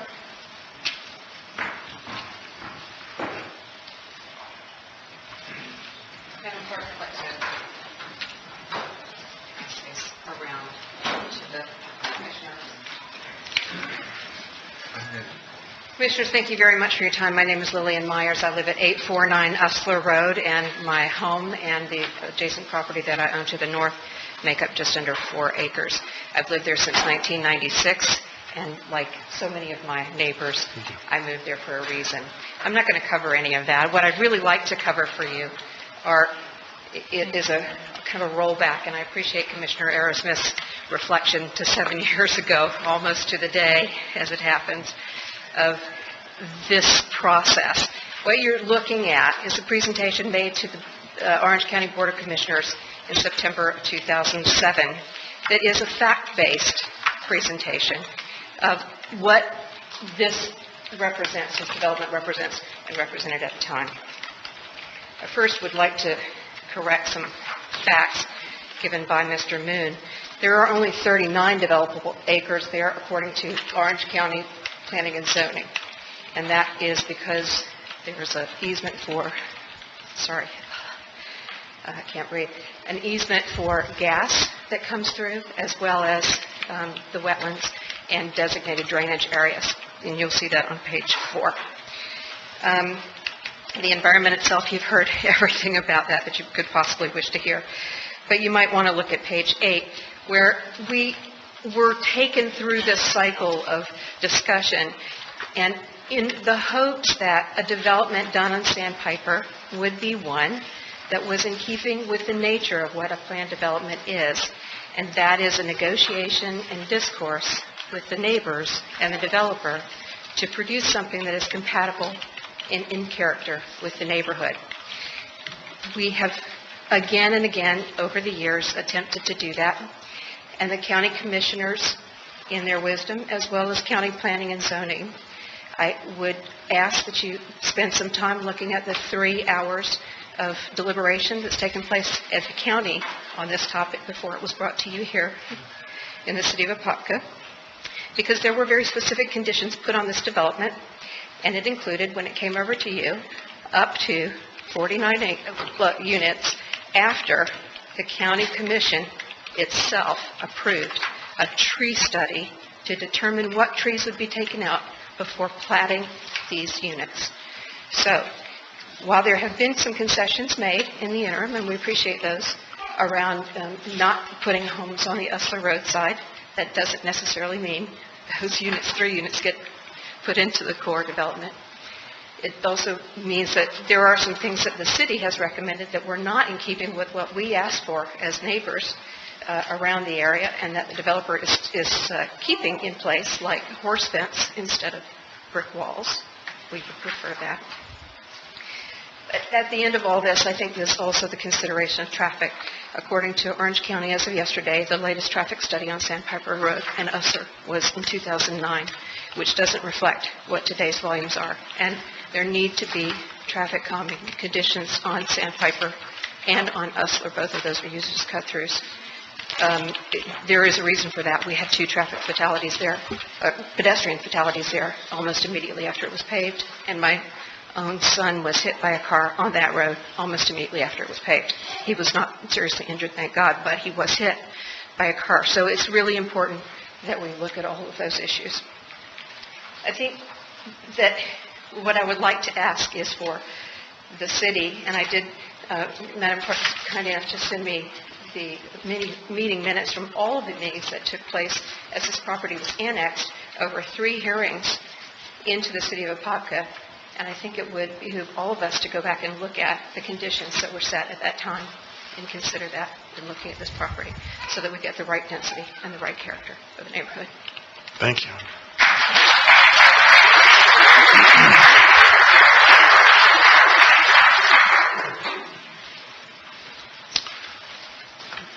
And is there another speaker after this?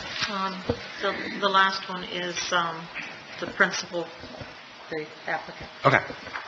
Good evening, Mr. Mayor and Commissioners. Thank you very much for allowing us the opportunity to speak here tonight. My name is Alex Toledo. I'm at 504 Sir Arthur Court. We are right on Lake McCoy on the Sir Arthur side. My wife is over there. Her name is Sandra Toledo. She's had a lot of your children here in this room, and some of you may recognize my boys as the kids that pester you with chocolate sales and donut sales all over the neighborhood. So we're pretty well known. Let me start by saying that although I'm the last speaker, I don't think I have anything to repeat per se. I might actually have some new stuff to keep you interested. Let me also start by saying that I was very, very, very surprised to hear, I guess it was the city attorney say that this is the same applicant from 7 years ago. I don't see how that's possible. This property changed hands in late 2012 to the current owner. Obviously, he bought it as a Florida Land Trust and bought it in the name of an LLC and then transferred that ownership to another LLC where he is a managing member.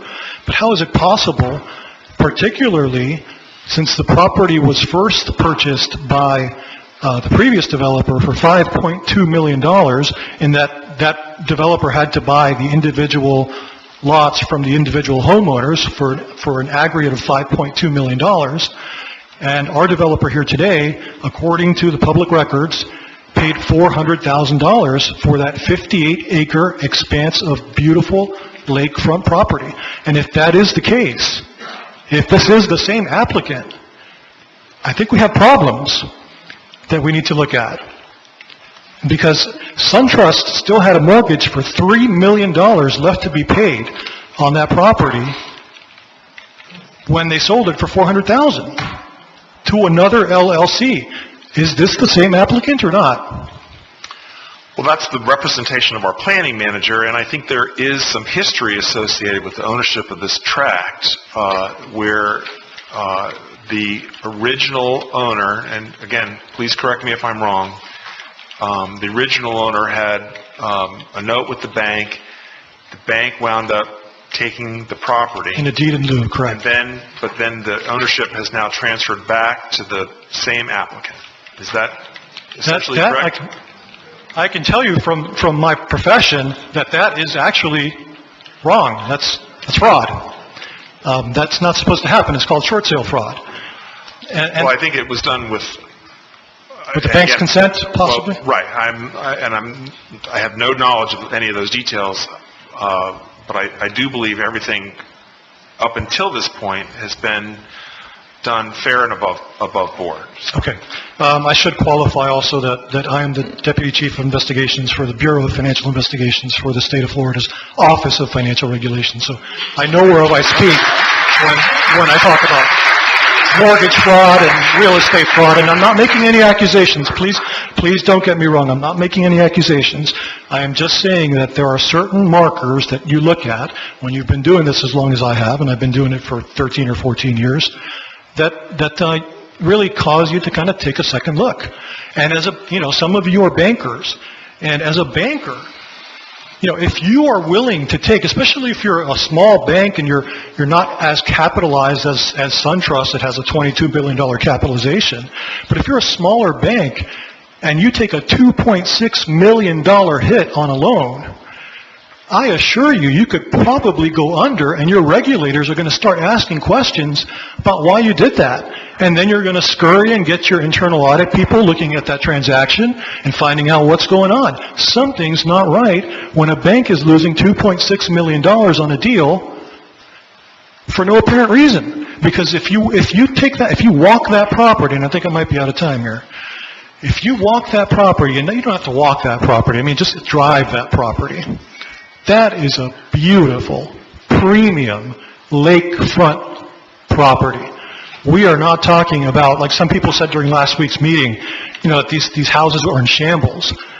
These houses are not in shambles because this is blight that has struck the area.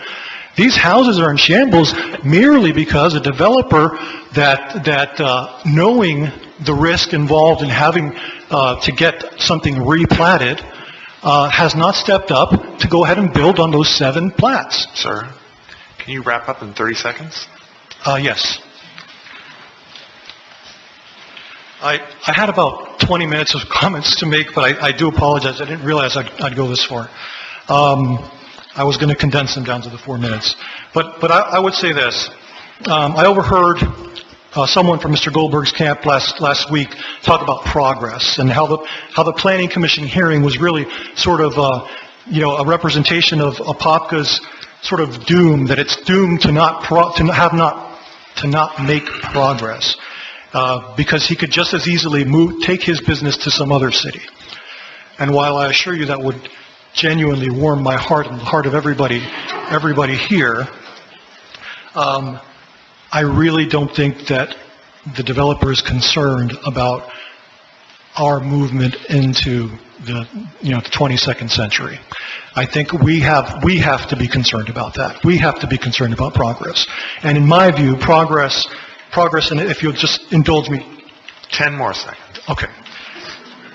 Progress is about families appreciating their surroundings, about instilling in your children a love and appreciation for nature, and you have the opportunity to do that for generations to come. Thank you very much. Thank you.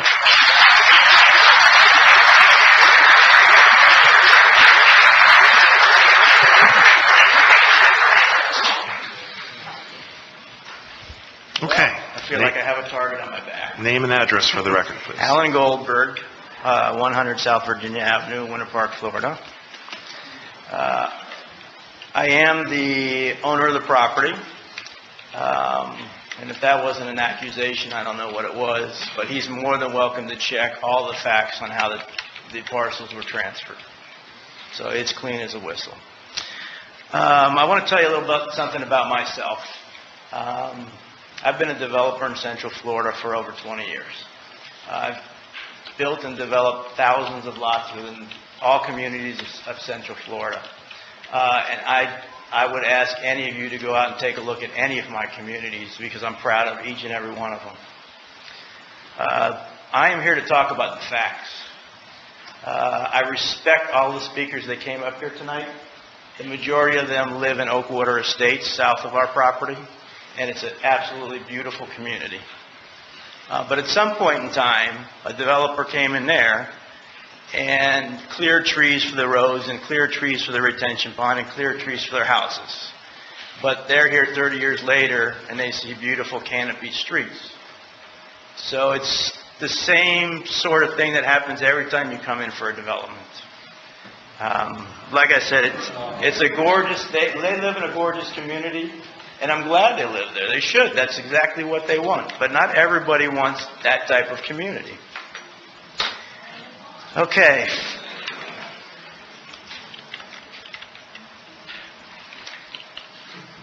I'm going to start with a little history on this project. In 2007, September of 2007, this property was taken through Orange County for a PD zoning. And I'm glad Ms. Myers, she eloquently discussed and brought you copies of what went on in that commission hearing, because you should read it, because none of the commitments that I made there have changed. I think I've actually made the commitments better to the property, and I'll go through that in a minute. But back in 2007, we originally came through with a 59-lot subdivision. It was 10 lots were lopped off the top by the commissioner at that time, and we were maxed out at 49 lots. So this property's already been cut down density-wise. The county future land use at the time it was approved was LDR, low-density residential, which is 4 to the acre. And at that point in time, we were still 1 to the acre. And that hasn't changed. In 2008, we brought that property and that approval into the city of Apopka. We had to do an annexation. That annexation was approved by the city commission, as well as a PDP, preliminary development plan, was also approved for 49 lots with the same commitments that were brought forward from Orange County Commission. So that was in existence. In 2013, we came back. There was a small portion of the property that wasn't annexed because of an enclave provision with the county. So last year, October of last year, we came back and annexed the remainder of the property into the city of Apopka. Why do we come to the city of Apopka? At that point in time, to be honest with you, the Orange County was not allowing gated subdivisions, and the city of Apopka was. And we were doing a higher-end community, as we are today, with gates, which brings up the value of communities.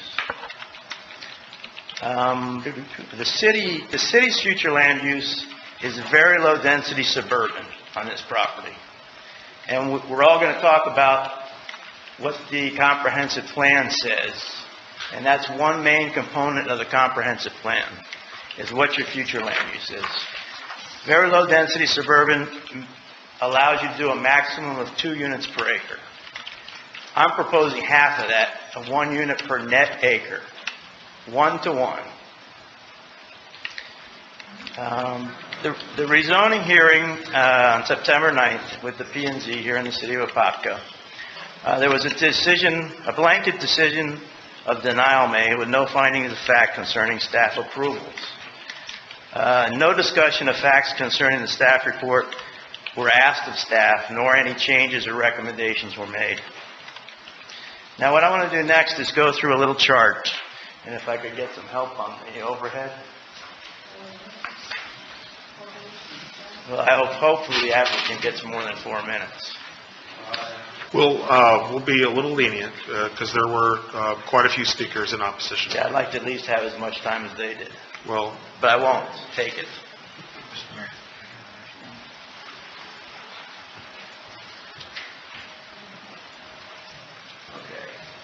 Now, the left column is basically what was approved by the city in 2008 as part of its annexation in the PDP. And what I have done, I believe, is enhance that PDP that came from the county, which was brought into the city. And this is how I've enhanced it. And the reason for these changes were we had a meeting a year ago with the community where they discussed their concerns, and I listened to their concerns and made changes to the plans accordingly. The other thing I want to bring up too is everyone that came up and spoke tonight spoke about asking for R1A zoning. That is absolutely not correct. I'm asking for PD zoning within the city, a planned development. The staff will have to tell you why they put in R1A category standards, and I believe it was because one of our lots is an 80-foot lot, and the vast majority of them are 110s, so I think they brought it down to the lowest level category, so it would fit. But this is a planned development zoning, not R1A. So getting back to the original plan, it was a total of 49 lots that was approved by the city in 2008. I'm keeping it the same, 49 lots. Originally, on the plan that was approved, there was a brick wall along the south border. I called a meeting for the homeowners that border the southern border of this property. And a couple of them were here tonight speaking against me. But I have a letter, and I'll read it to you.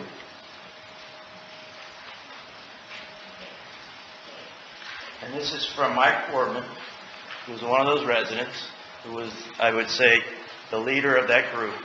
An overwhelming majority voted in favor of the 30-foot untouched natural buffer with the existing trees, vegetation, and fence.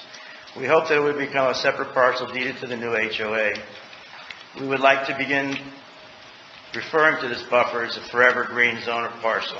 We believe using this verbiage benefits us in the new Sandpiper development. Obviously, if there is a concern that the new HOA own and maintain this forever green area, it is possible that new homeowners can start clearing the protected area. For this reason, it is being suggested that you plant a row viburnum, which is visibly clear all around the 30-foot buffer.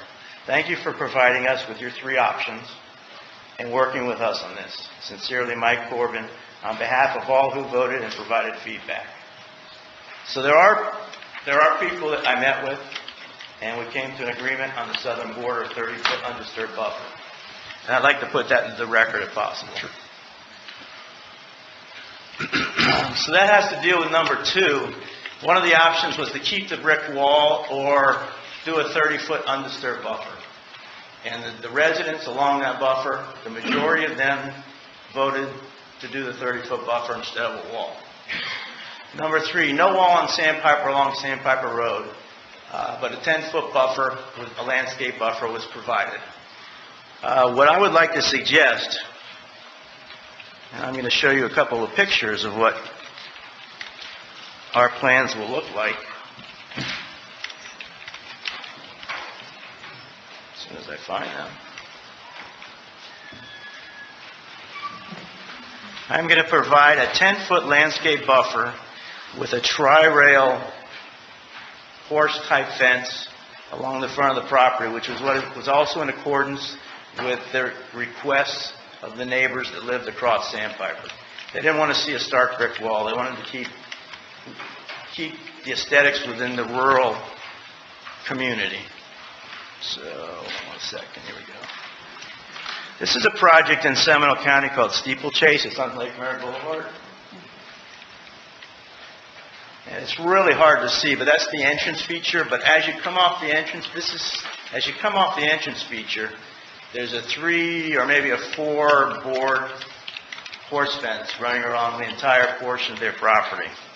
A better picture of that would be this one here. And you can see the landscaping that has been planted behind it. Ultimately, within a year or so, that'll be up to 6 foot high, and that's what we would plan to do along the lots that abut Sandpiper Road. And we only have 7 lots that abut Sandpiper Road.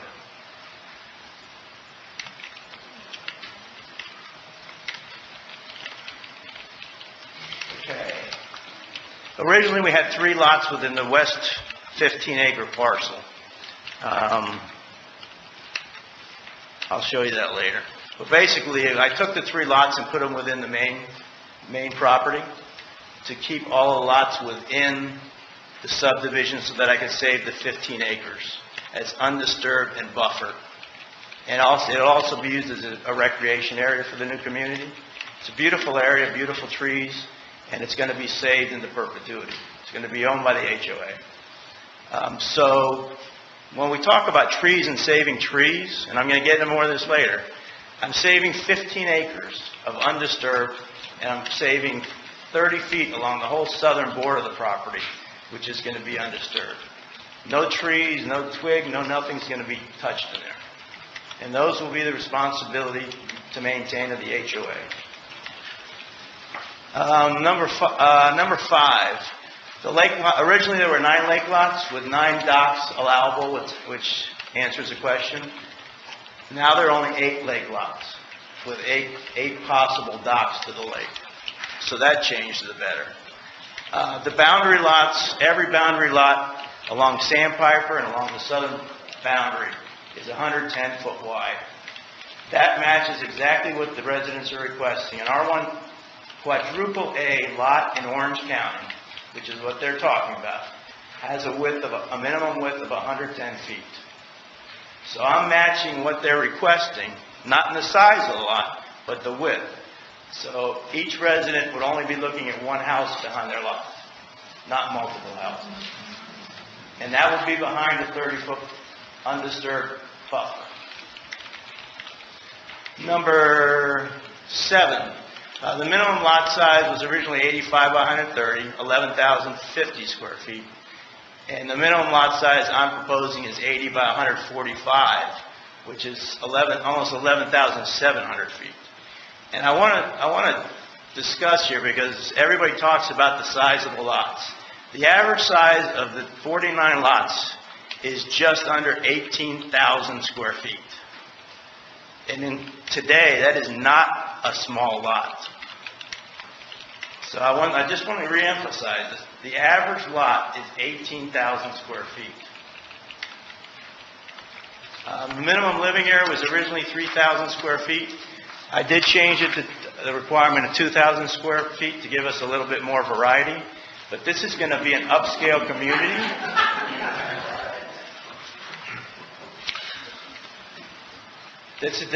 That's okay. This is going to be an upscale community. It's not going to be a starter house community. These are beautiful lots. They're large lots. They're going to have larger homes built on them. The average price is going to start in the mid-2s and run probably to $400,000 or $500,000 on the lake. So I understand their concern about what might happen next door, but the values of these houses will more than exceed probably the 90 percentile of houses in this area within a mile.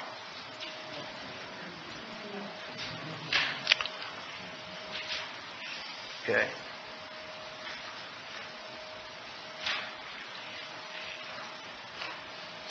One thing I wanted to say about the petition that the residents have turned into the city.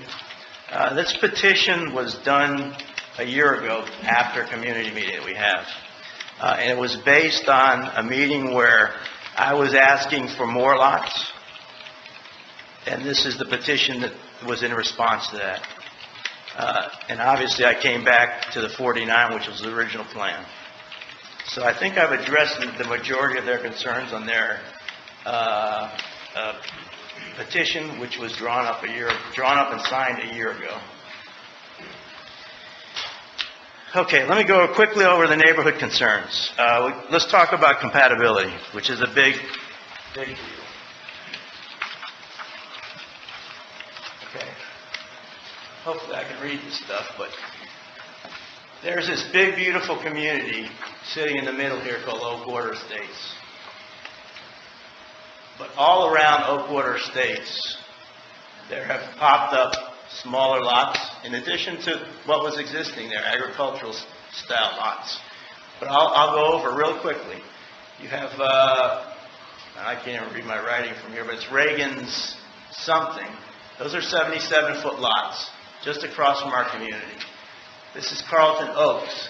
These are R1A. These are 75-foot lots within a couple hundred feet of our community. Rolling Hills, which is a big community that runs out into this area here, those are 85-foot lots. And that subdivision was platted in 1981, one of the first out here. So, you know, when they say they're all big lots in this area, they've been driving by small lots before their houses were built. You look down here, this is Pine, I apologize, I don't remember the name, but those are 75-foot lots also. Excuse me, those are 85s and R1AA, abutting their community. You have Misty Woods, which is, gosh, I can't read it. Go over to Winter Garden, you can get some zero lot lines. Misty Woods is 85-foot wide R1AA. We can we can all listen respectfully. Thank you, sir. Next to it, Dominant Estates. This one right here. These are 60-foot wide lots that abut the southern portion of their property. And that was platted in 2002. You move along, R1AA, these are all 100-foot wide lots to the south. You go to the west side of the property, you have R1AA here in this area, all 85-foot lots. You go to Magnolia here, which is 60-foot lots with sewer. Now, one big consideration when you talk about density is the majority of this area does not have sewer. I'm required by the city to bring sewer to my property, whether it's 1 unit or whether it's 49 units. So the cost of bringing sewer is something that hasn't been done out in this community except for maybe 3 or 4 projects. And most of them are actually in the city of Apopka. Because all this property, what I've hashed in blue here, you can see, those are the properties that are in the city of Apopka. All the other properties are in Orange County, and they were approved by Orange County. And those small lots were approved by Orange County. So again, I'm coming in with lots that are averaging 18,000 square foot. They're smaller than the ones at Oakwood Estates, but they're not small for the area.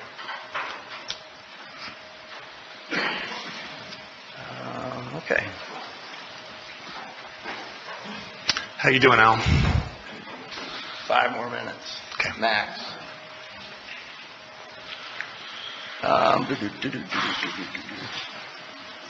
Okay, staff report. This is important. The staff report recommended approval of this project because it met all the requirements of the future land use and zoning. 2 things that they recommended that we take a look at. One being sidewalks, which is absolutely a safety concern for my community and the surrounding communities. What I'm going to suggest is a little different. What I'd like to suggest to get our students to Ustler to cross over and down to Tanglewide and out to the schools is I'm going to suggest that we use our internal sidewalks on each side of the street, and I'll construct a path through the recreation area so that it attaches up to the corner of Ustler. So our students don't even need to go on to Sandpiper. It's even safer. So that's my suggestion to the city and to staff to take a look at for the issue of sidewalks on Sandpiper. The second issue is a boundary treatment, and we talked about that already.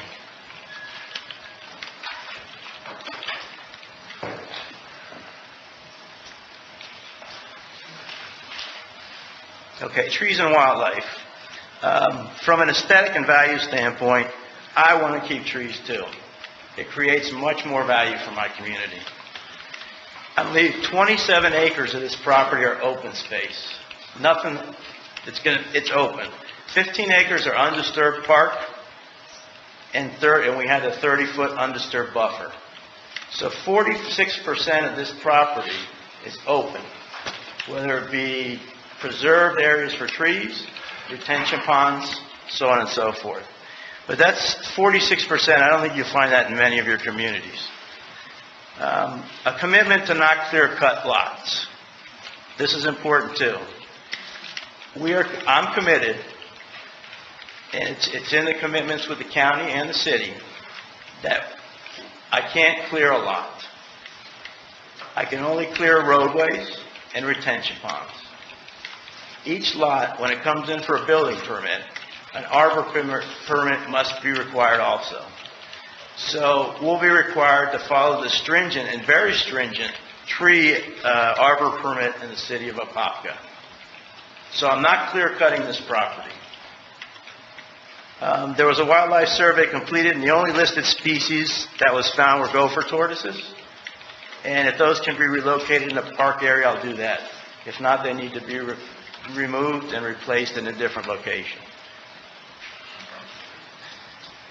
Traffic. I'm going to give you my suggestion for traffic. Rock Springs Road to Thompson is a 1.25 miles. And it's a straight shot. There's nothing to keep people from slowing down. That causes me a problem as well as it causes them a problem. I'm going to suggest, with staff's approval, that I install stop signs on Sandpiper at Usler so that we'll have a four-way stop, and we'll stop traffic about in the middle of the 1.25 acres. I'll pay for the stop signs, I'll pay for the striping, whatever's required by staff. That takes care of some of that problem with traffic and the speeds that are going down that highway. Okay, we're getting close.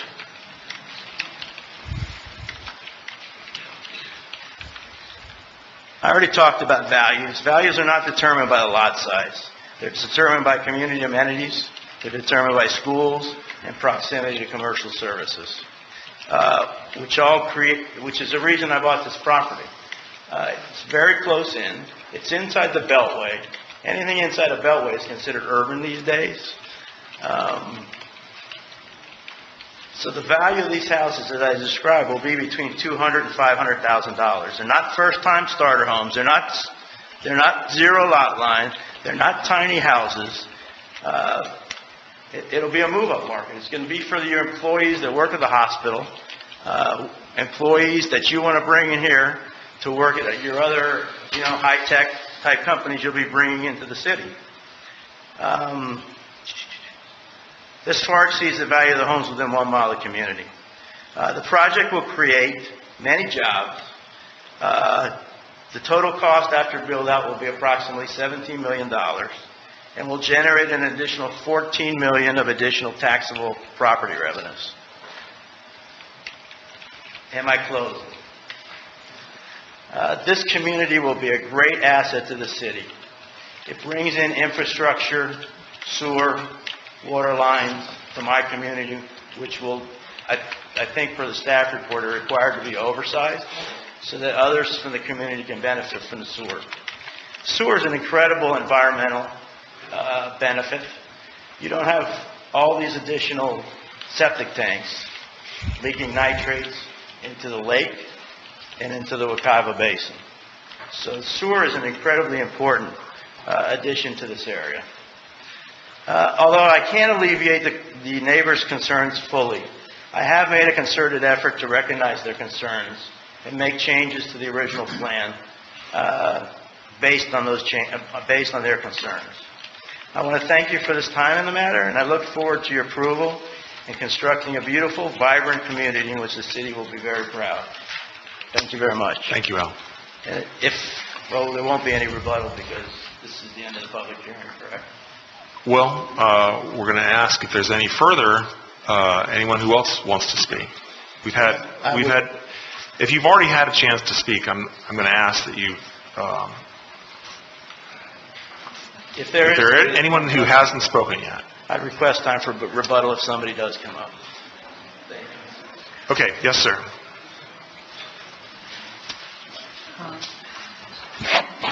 sorry? Okay. Just a moment.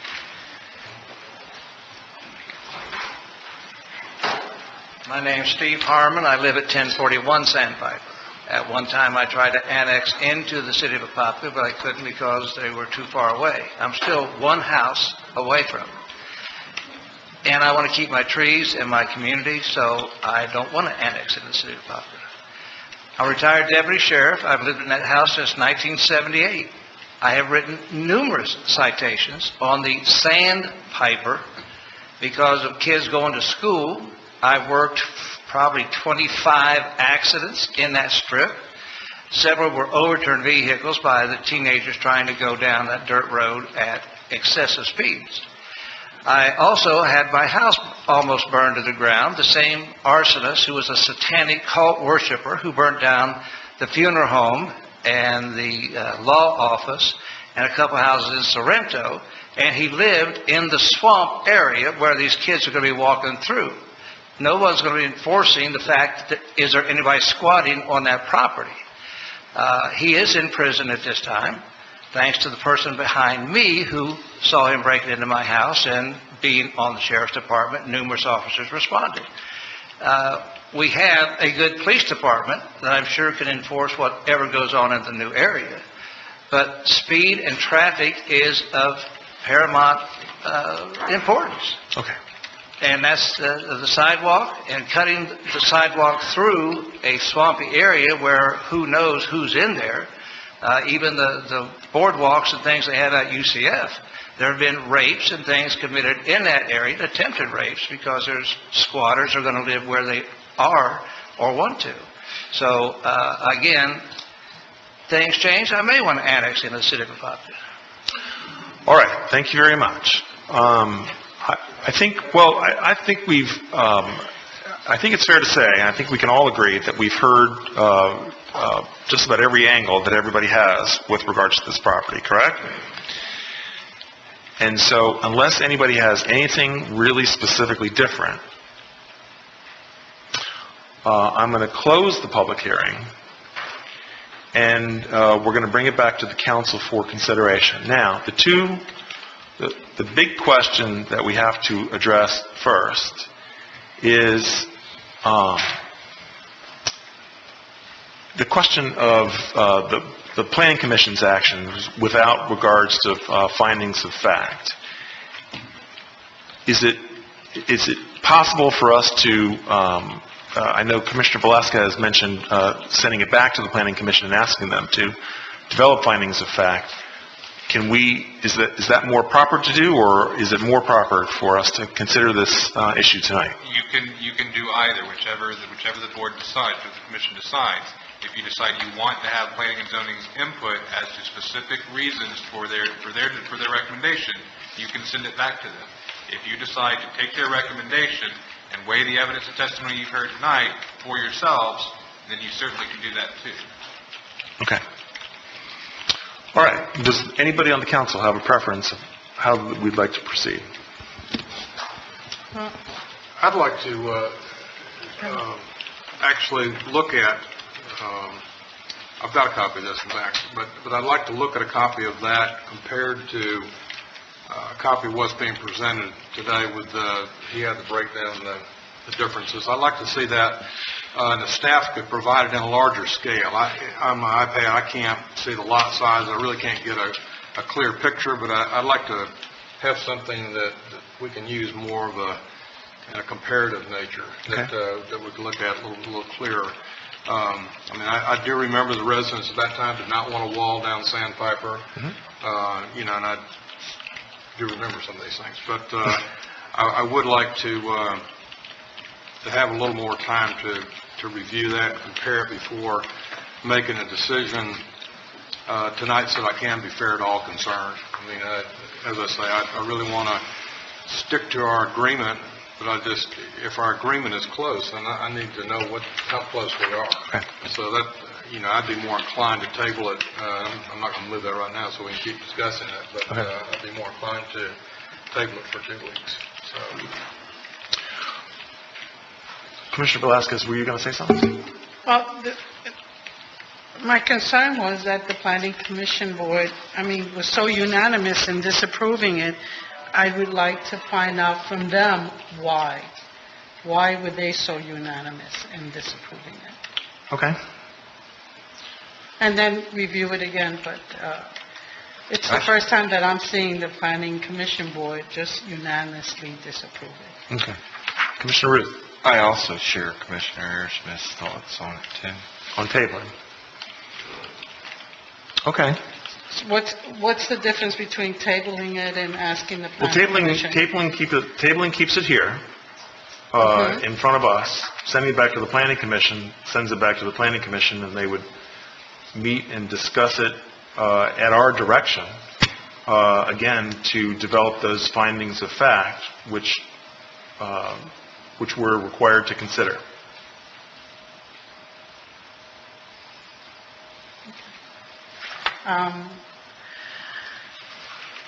I really would like to see why they disapproved it unanimously. What was their facts and findings in doing so?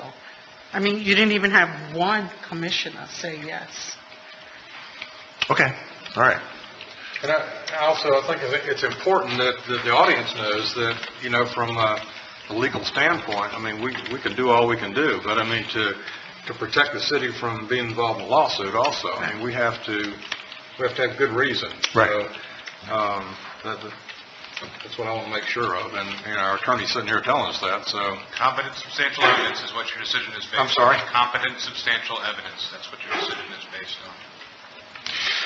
All right. Well, I'm sorry, what did they? competent and substantial evidence is what your decision has to be based on in order for, like, for example, if we were to turn this down, we would have to state, according to competent and substantial evidence, why we were turning it down, so that when, if it had to be defended, that would be the basis of a defense. Okay, well, how does it work? Like, I'm not turning it down, but I really just want to consider and just find out why the planning commission board was so unanimous in disapproving it. Correct, and that's separate from, that's absolutely not a final decision. You're not turning anything down if you send it back to planning and zoning. You are, again, you're fleshing out, if that's what you decide to do, you are fleshing out, having more hearings, collecting more evidence, and again, I know your point, hearing what that board saw to cause them to recommend what they did. Right. So in terms of preserving the process, my thought is that we should send it back to the planning commission and ask them to develop these findings of fact that support and substantiate their decision. I think that is, just in terms of preserving the process and the validity of the process from beginning to end, that is the most appropriate thing for us to do. Yeah, and, as I said, we were obviously able to work a compromise back in 2007, and we understand where our direction is too. So I think there's no reason why we can't get closer to a compromise at this time. I think between the developer, but we need to know what they'll do and what they'll accept. And okay. So. Well, the chair would entertain a motion. I'd so move that. Move to send it back to the planning commission. Yes. Okay. There's a motion. Is there a second? Second. Second by Commissioner Dean to send it back to the planning commission. Yes, sir. Do you want to include specific instruction or direction to planning and zoning when you send it back to them? Sure. The specific direction would be to reconsider this and develop the findings of fact that substantiate their decision. Is that fairly stated? That is what I understood. I just didn't know if it was part of the motion or not. Okay. It can be part of the motion, yeah. And I don't want them to think we're just passing the buck either. I want them to, put their energies into trying to come to a compromise that's suitable for everyone. I agree. All right, then. There's a motion and a second. Any further discussion? No, not at this time. Thank you. If not, we'll vote. All in favor of the motion to send it back to the planning commission, please say aye. Aye. Opposed? Motion carries unanimously. All right, so we're going to send it back to the Planning Commission. And at this point, let's take a 5-minute break.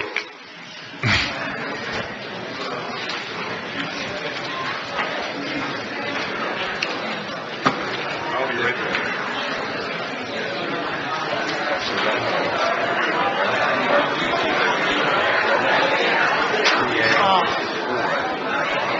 I just found it so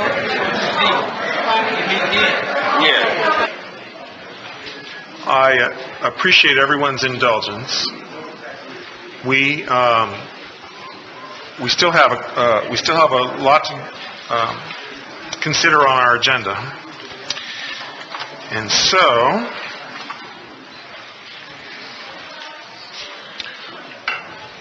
all right, we ready to go?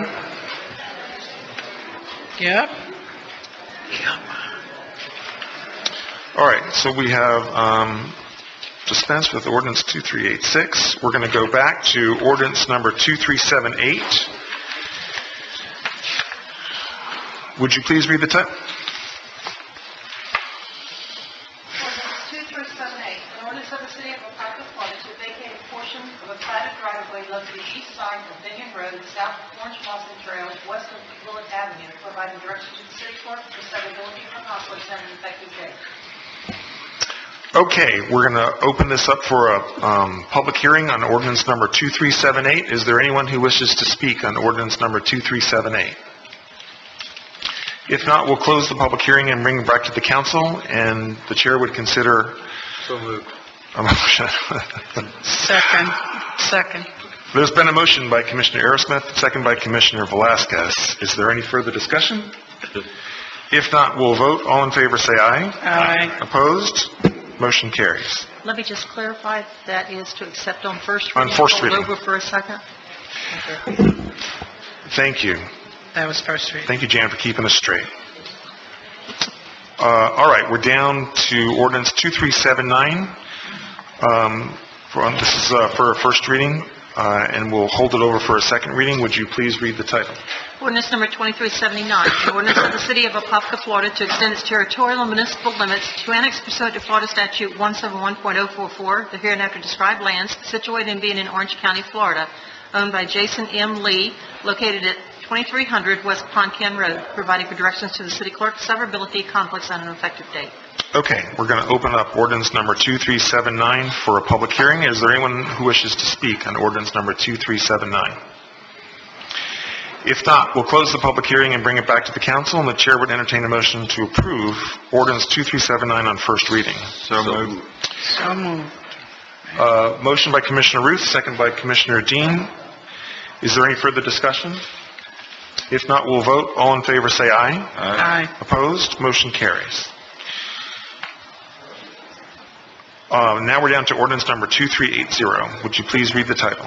Ordinance number 2380, an ordinance of the City of Apopka, Florida, to extend its territorial and municipal limits to annex pursuant to Florida Statute 171.044, the hereinafter described lands situated and being in Orange County, Florida, owned by Metzler Family Trust, located at 2133 Vic Road, providing directions to the city clerk, severability, conflicts, and an effective date. Okay, we're going to open up ordinance number 2380 for a public hearing. Is there anyone who wishes to speak on ordinance number 2380? If not, we'll close the public hearing and bring it back to the council, and the chair would entertain a motion to approve ordinance 2380 on first reading. So moved. Second. Motion by Commissioner Dean, second by Commissioner Aerosmith. Is there any further discussion? If not, we'll vote. All in favor say aye. Aye. Opposed? Motion carries. Now we're down to ordinance number 2381 on first reading. Ordinance number 2381, an ordinance of the City of Apopka, Florida, to extend its territorial and municipal limits to annex pursuant to Florida Statute 171.044, the hereinafter described lands situated and being in Orange County, Florida, owned by Property Industrial Enterprises, LLC, located at 320 and 328 West 2nd Street, providing for directions to the city clerk, severability, conflicts, and an effective date. Okay, we're going to open up ordinance number 2381 for a public hearing. Is there anyone who wishes to speak on ordinance 2381? If not, we'll close the public hearing and bring it back to the council, and the chair would entertain a motion to approve ordinance 2381 on first reading. So moved. Motion by Commissioner Ruth. Is there a second? Second by Commissioner Dean. Is there any further discussion? If not, we'll vote. All in favor say aye. Aye. Opposed? Motion carries. And we're down to ordinance 2382. Would you please read the title? Ordinance number 2382, an ordinance of the City of Apopka, Florida, to extend its territorial municipal limits to annex pursuant to Florida Statute 171.044, the hereinafter described lands situated and being in Orange County, Florida, owned by Dewar Keene 40 LLC, located at 632 West Keene Road, providing for directions to the city clerk, severability, conflicts, and an effective date. Okay, we're going to open up ordinance number 2382 on first reading for a public hearing. Is there anyone who wishes to speak on ordinance number 2382? If not, we'll close the public hearing and bring it back to the council, and the chair would entertain a motion to approve ordinance 2382 on first reading. So moved. Second. Motion by Commissioner Velasquez, second by Commissioner Aerosmith. Is there any further discussion? If not, we'll vote. All in favor say aye. Aye. Opposed? Motion carries. Ordinance number 2383, would you please read the title?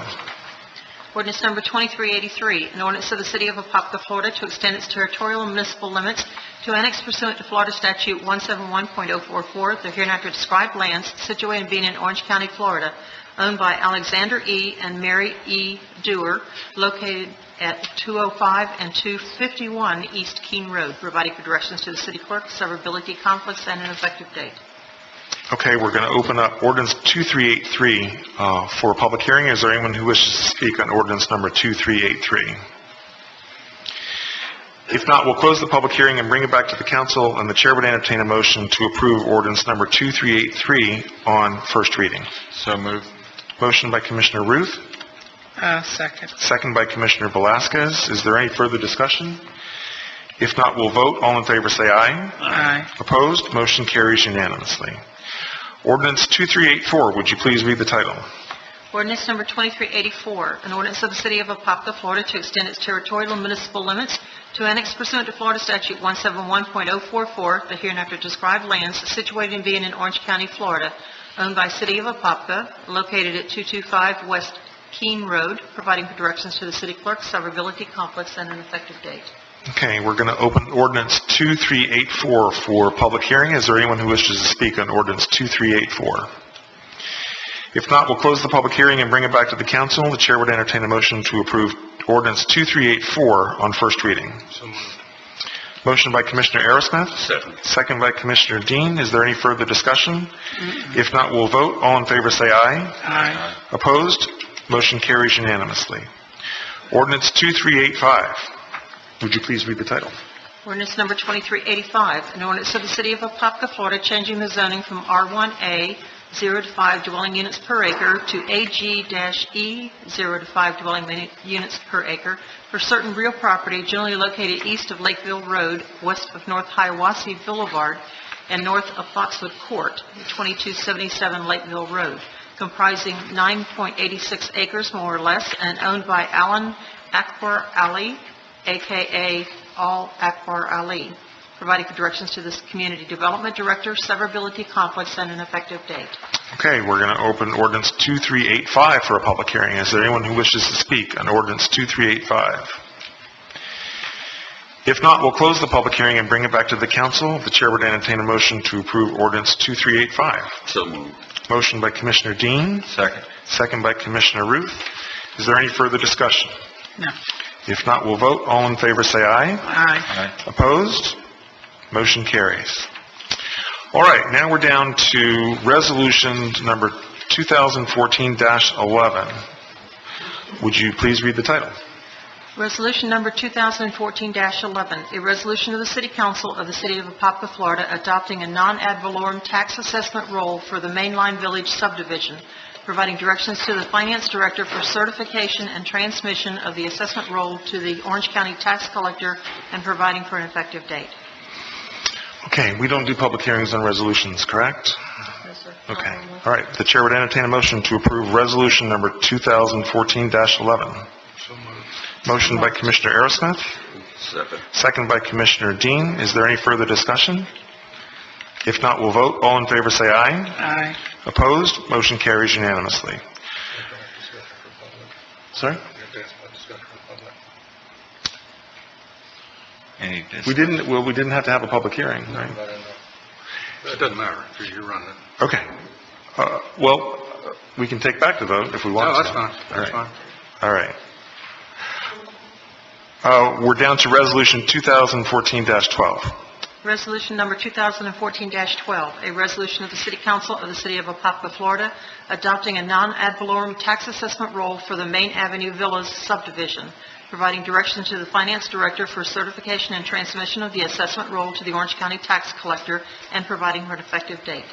Okay. The Chair would entertain a motion to approve Resolution 2014-12. So moved. Motion by Commissioner Aerosmith. Is there a second? Second. Second by Commissioner Velasquez. Is there any further discussion? Is there anyone from the public who would like to speak on Resolution 2014-12? Yes, ma'am. Tia, would you come to the microphone?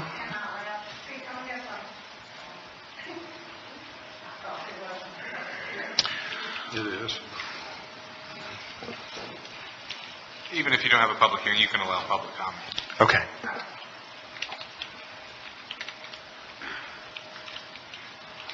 I know that this has already been adopted. Tanita, would you state your name for the record, please? I'm so sorry.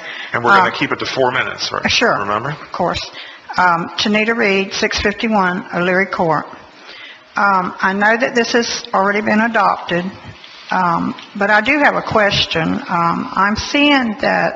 I'm hearing about a lot of the other cities that the legislator imposed like caps on some of the taxes that they can collect, and I'm wondering on the assessments, and I'm wondering if that also applies to like these special assessments for like code violations. Is there caps in place for that too? My understanding, those are the caps that you're referring to are the year-over-year caps that the legislature mandated upon cities. Right. So this is the first year that we're collecting this. That wouldn't apply this year, and I'm not sure if it would apply in future years. So I really. But it wouldn't apply this year. But it wouldn't apply this year. But now you are talking about on the special assessments, right? You're not talking about on the regular millage rate. Because what I'm trying to get at is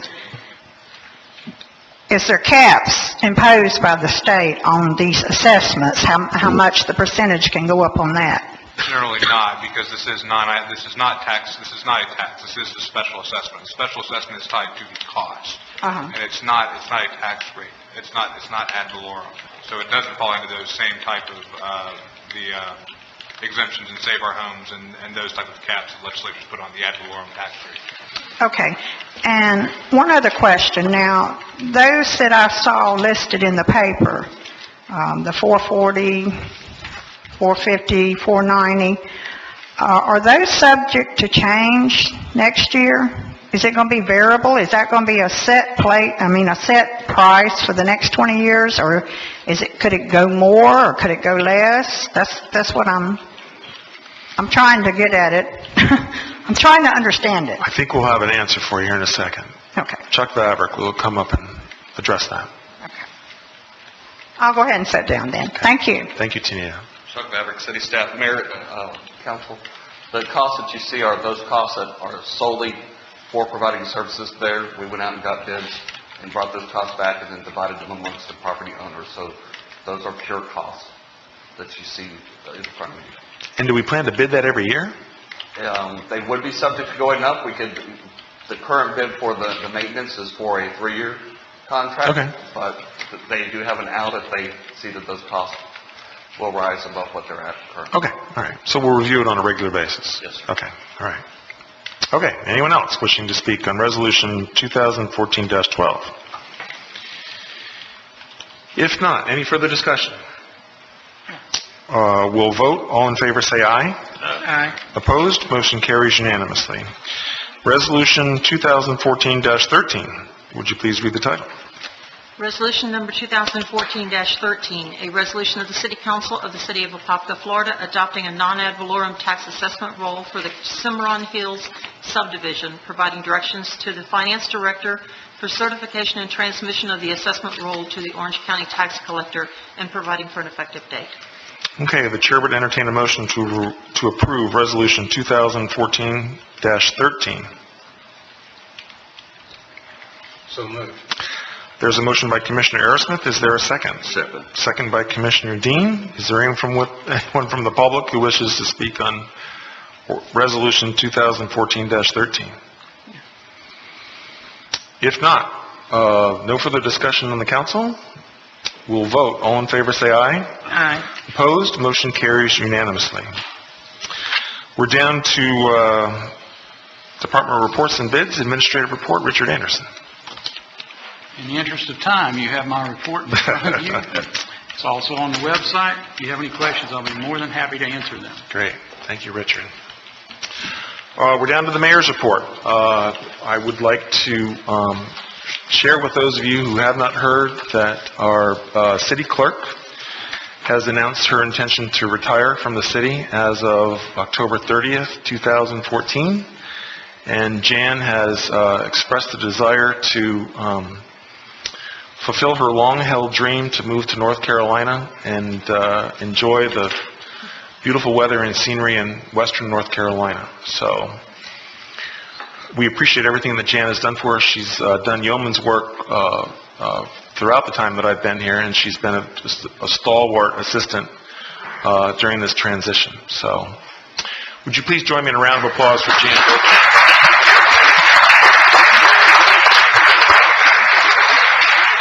You will be missed. Definitely. Thank you. We tried to keep her. And we have one more transition to talk about. About a month ago, I was approached by Richard with the idea that Richard was interested in retiring from the city of Apopka and transitioning to a new role with the city of Apopka in the role of lobbyist and consultant. And it's taken about 4 weeks to move through that process. We have hashed out an agreement between Richard and the city of Apopka, and I've asked our Assistant City Attorney, Drew Smith, to present the outlines of that agreement now. Sure, and I believe you all have a copy of that agreement, and I'll kind of walk you through the main points. If there's any questions as we go through this, feel free to stop me or come back to them afterwards. But the very first page, subsection or paragraph A, what you see is exactly the first part of what the mayor just laid out for you. It's the provisions related to the retirement of Mr. Anderson. Moving on, as you go through these, you see the hold harmless language, some cooperation language between the two parties in that retirement aspect of this. The second part is the kind of moving forward, the transitional part. Actually, paragraph B, C, and D all relate to that. Paragraph B is setting forth those basic boundaries, again, back to cooperation, kind of what each party expects of the other. C and D is where you move into what are the services that are going to be provided. The first part of this is lobbying services. He will provide lobbying services both to the federal government and the state level government for the city of Apopka. D, you have several project manager, where you have the project manager role and several projects within that. First project advisor role is your downtown redevelopment project, and you see there listed the specific duties he's going to have within that role. The second project advisor role would be the hospital. And again, you see those duties laid out that are going to be accomplished by Mr. Anderson. And the third is the Kelly Park DRI. And again, those duties specific to that project. Paragraph 4 there, bottom of page 5, is where you see the payment. You see a project cost for each of those project advisor or project management jobs that I talked about. You see a project cost for each of those. That cost continues to term of this agreement is 2 years. We get to that a little bit later, but that's worth knowing because you see those broken down into a monthly cost. Below those project costs, you see the abandonment provision. Those costs would continue to be paid, those fees would continue to be paid to Mr. Anderson unless one of those abandonment provisions was met, in which case that project would fall off the list. But very specific there as to what those abandonment provisions are.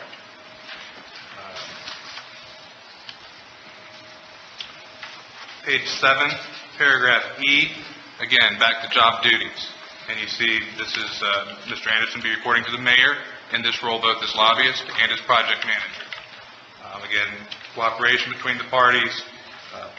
Paragraph or E4, important provision here. You see there that Mr. Anderson is not going to take on any type of interest that would cause him to have a conflict of interest. He's not going to be representing anybody before you while he's also providing these services outside, nor is he going to be representing somebody that has an interest adverse to the city. A very important provision there. Number 5, obvious based on the role, I think, but you see here Mr. Anderson would be an independent contractor, and important in that transitional role. He's retiring from the employee service as city administrator and moving now into an independent contractor role. So his relationship with me is dictated entirely by this contract. I think the rest of this primarily legal language. If there's any questions about it, again, I'm happy to answer. But for the most part, legalese that lawyers argue about. And I would also just note there are a couple essentially scrivener's errors, but relate to dates, where it says the date of retirement, for example, shall be September 15th. Really, we mean September 17th. And I have those in those, I have all of those scrivener's errors in my notes here, which will make part of the record. All right. I think it's important for everybody to realize that when I was elected here a few months ago, I did campaign on the idea that I wasn't going to fire anybody. And I have, by and large, stuck to that promise.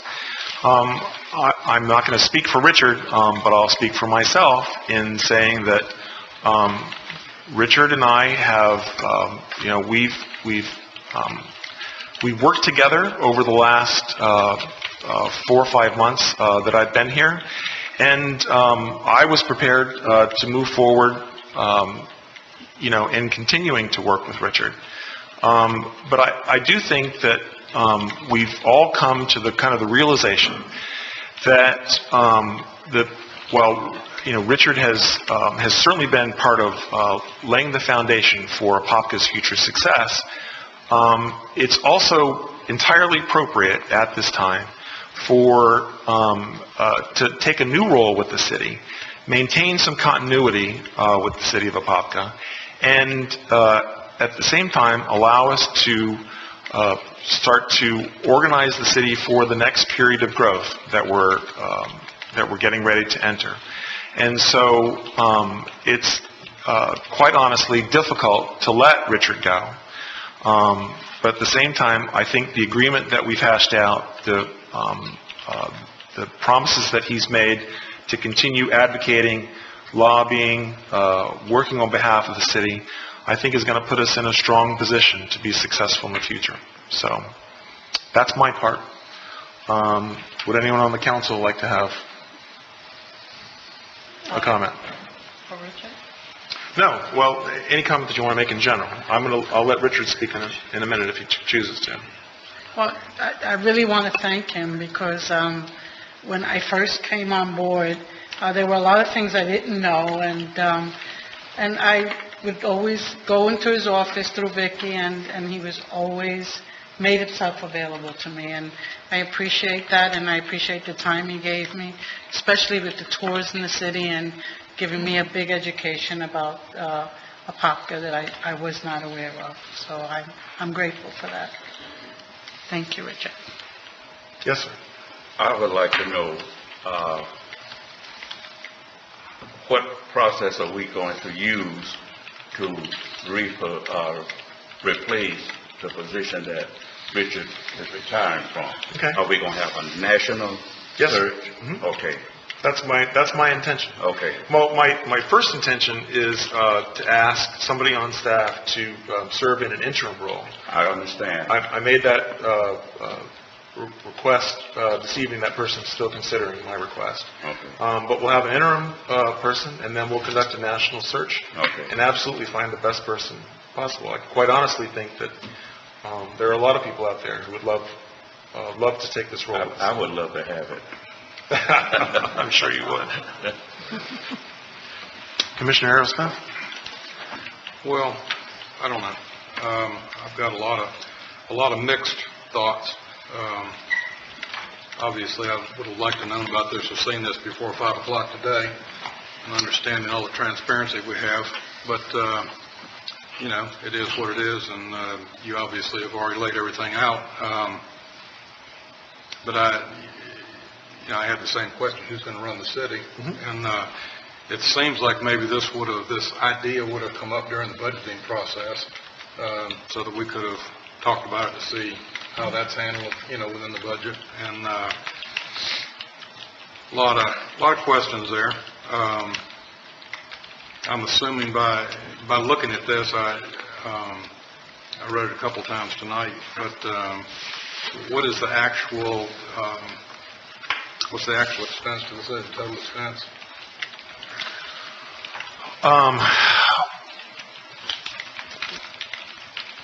Can you help us with those numbers? I mean, it's laid out in the agreement, but it's not all added up in one place. My name is Tom Callan. I represent Richard and help with this with Drew Smith. There's the two existing lobby contracts the city has. One's for state and one's from federal. Those are being transferred to Richard. They've agreed to transfer that. So there's no additional expense to the city. It's the existing expense the city has with the two agencies. I think one is to wash. And we use the exact terms of those agreements in this agreement too. The other items are the three items, which is the new Adventist health system proposed by 414 and 429. That's $5,000 a month, including all the land in that area there, with the annexations, the development agreements, and those kinds of things, which I think are important. That project probably will be 5 years in the making, but giving the city Richard's experience the next 2 years, and at that point, try that transition the mayor talked about.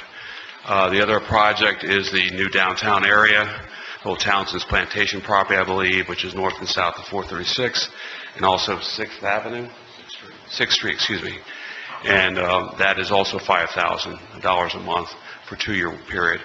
And then Kelly Park is kind of interesting. We discussed this with Drew, and the city needs the involvement of Richard there, but not as more detailed, and that's $1,000 a month, because it is the largest development to the north there. And we think that there's going to be some ongoing issues but it won't really heat up until after the Beltway is completed, we think, in 2017 or 2016. So that's still a lot that could be going on up there with annexations and other utilities and roadway extensions and those kinds of things. So that's how this was pieced together. So it's a total of $22,000 a month? Yes, sir. $22,000 a month. And that's a wash from what we're paying right now, basically, is what you're saying? Well, it actually, it may be a wash what you pay now. The existing contract Richard has with the city, that's expired 2 years from now or so, that goes away with this, so we kind of made it a neutral issue. Yeah, I know it said exhibit attached, but I didn't. Bill, be specific about your question. You'll have about $140,380. 52, yeah. 140 to 352 savings. So there's What's 143.52? So if you take a look at what his salary is as of October 1st of this year plus his benefits, the total is 272,352. If you look at the contractual services that we're talking about Richard providing and the money that we pay, that's $264K.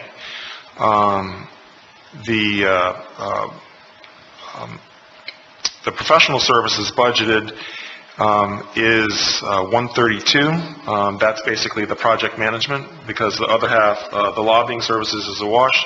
And what you wind up with is an overall savings of $140,352. So we'll be looking for someone new to replace him for $140,000, basically. In that neighborhood. Yeah, I would have been more comfortable, I think, if this could have been worked out so that we could have somebody that was going to be in place to actually, that knows how to run a city. It could actually have them in place before, Richard actually leaves. And, of course, he's leaving Friday. So, what happens Monday? Well, we have plenty of people on staff who have been with the city quite a long time, who are deeply familiar with the operations of the city, who all the personalities are, and I feel confident that we'll have continuity in that way. We also know that Richard's not leaving town, and that he is committed to work on behalf of the city and in the best interest of the city. He'll be a phone call away. In the meantime, we'll be running a process, a search process, with all due haste, and we'll have somebody in place as soon as we can possibly manage. May I ask a question? Yes. What entails his total package? I think I read that he's going to be making about $11,000 a month. Does he get travel? There is whatever? There is a provision for expenses. Okay. And not to exceed, if it's above $1,000 a month, it would require prior approval from the city. Okay. I just don't want him to be out in the cold. All right. Any other questions from the council? The question is, Commissioner Reed.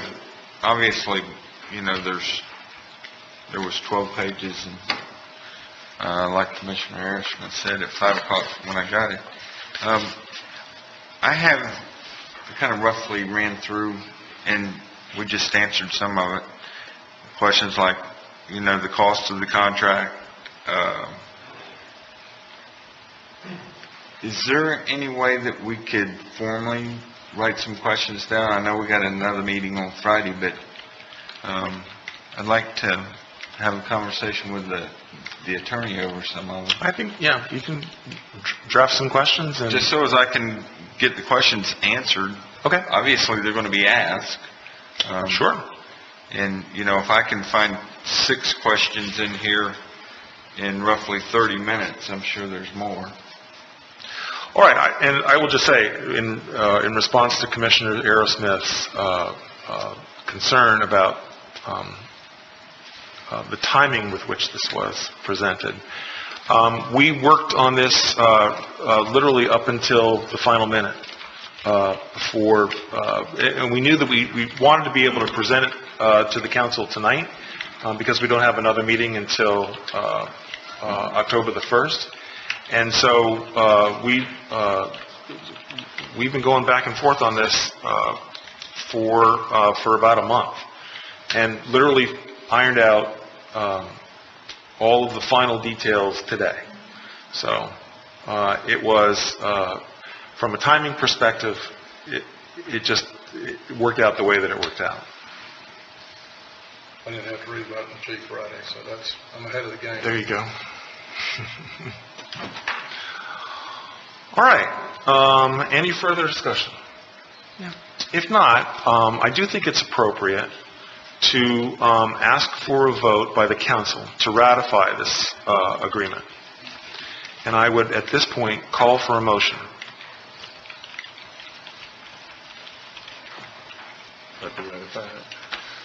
A motion to ratify this agreement. So moved. Motion by Commissioner Dean. Is there a second? Can we do a roll call? Well, we need to have a second before we do a roll call. Second. Second. All right. We have a motion by Commissioner Dean and a second by Commissioner Velasquez to ratify the agreement retaining Richard Anderson for as a consultant and a lobbyist on behalf of the city. Any further discussion on the motion? Would you like to do a roll call vote? Yes. Okay. Commissioner Velasquez. Aye. Commissioner Dean. Aye. Commissioner Aerosmith. Aye. Commissioner Ruth. Nay. And the chair votes aye. The motion carries 4-1 in favor of ratifying the agreement. And with that,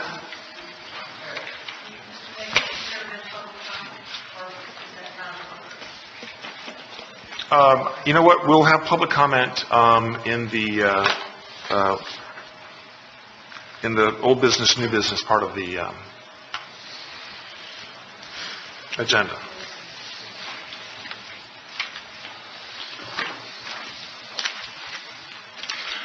Which we'll move to now.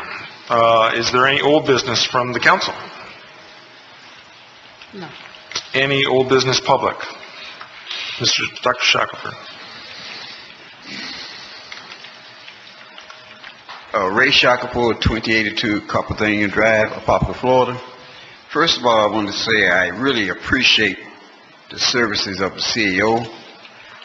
It would have been nice if we were to have kept the CEO on board as part of a transitional phase until we get a new city manager.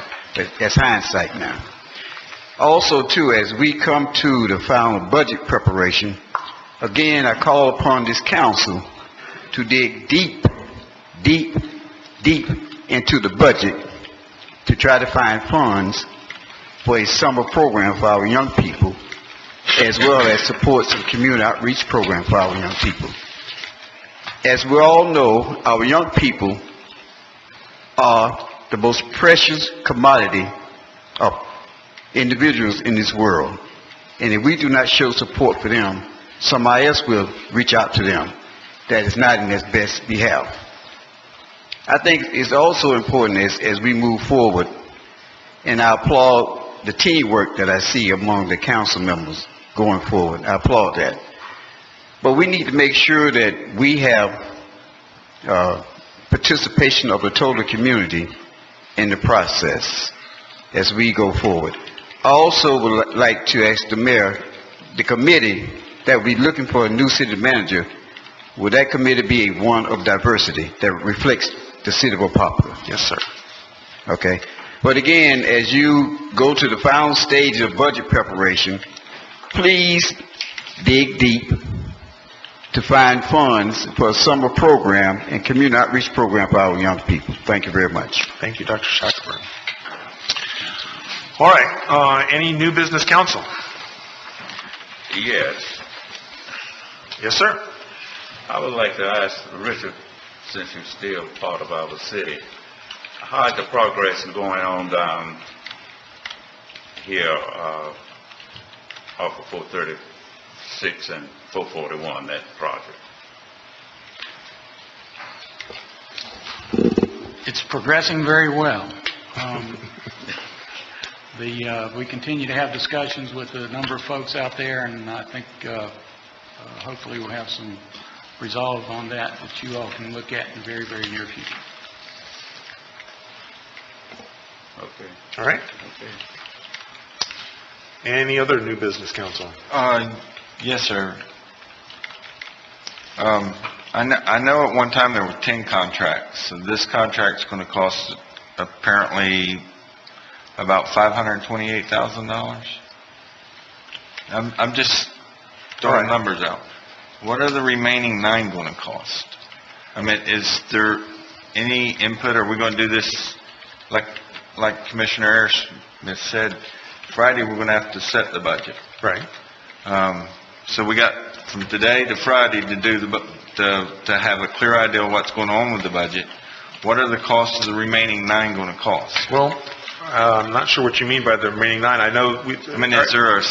There's no, look, if you're talking about the 9 employment contracts that were signed What's the status of them? The status is that those are contracts that were signed by the mayor of Apopka, by Mayor Land, and my inquiries related to the validity of the contract, I've had conversation with the city attorney. His representation to me is they were signed by duly, legally authorized representatives of the city, and therefore they're valid. Were they ratified? Can I help answer that question? Those contracts won't cost you anything unless the employee is fired without cause. Where'd the number come up with, the 548,000? Where are you coming up with that it's costing? I just told us $272,000. I was roughly doing some rough math, and I was playing in the gray on it. Services for it, though. That's if I'd stayed here. But it's not tit for tat. I'm not having a debate about the amount. I was just addressing the amount. Well, okay, so your question started out about these 9 contracts. Let's stick with that. I just wanted to know the status of the other 9 contracts, because if you go back to the charter states anything over $25,000, an agreement to the mayor or the CAO has to be ratified over the $25,000 amount by the council. I just wanted to know, if you go to those 9 contracts, they all exceed the $25,000 number. But only in the event that those employees are terminated without cause. It doesn't become an expenditure until you invoke that part of the... But what I'm trying to do is introduce the fairness test to it. There's 350 employees and 9 have contracts. The other... right, all done by the prerogative of the elected official at the time. And so we can have another discussion, I think, when you have a chance to sit down with the city attorney and ask him directly how he reads these contracts. I think you can get a lot of your questions answered. Because the representation that I've had from the city attorney is that they're all valid and they're all, enforceable contracts.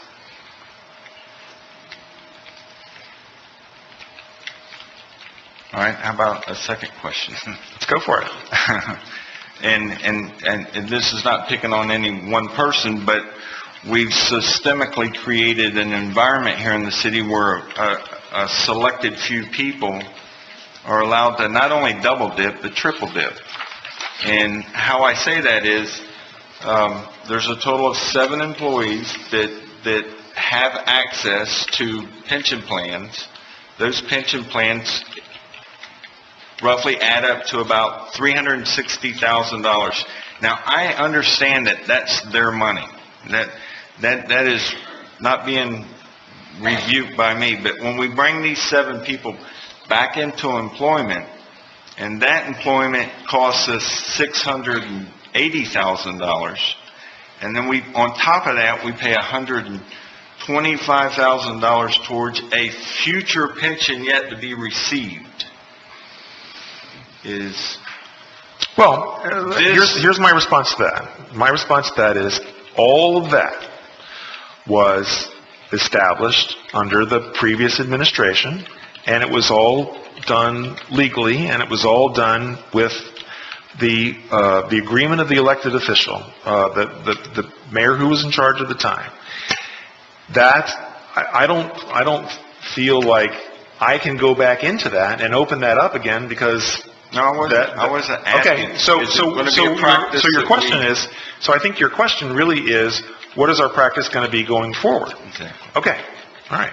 So going forward, I think we'll have the chance to address these situations individual by individual and determine if that individual, if they have reached the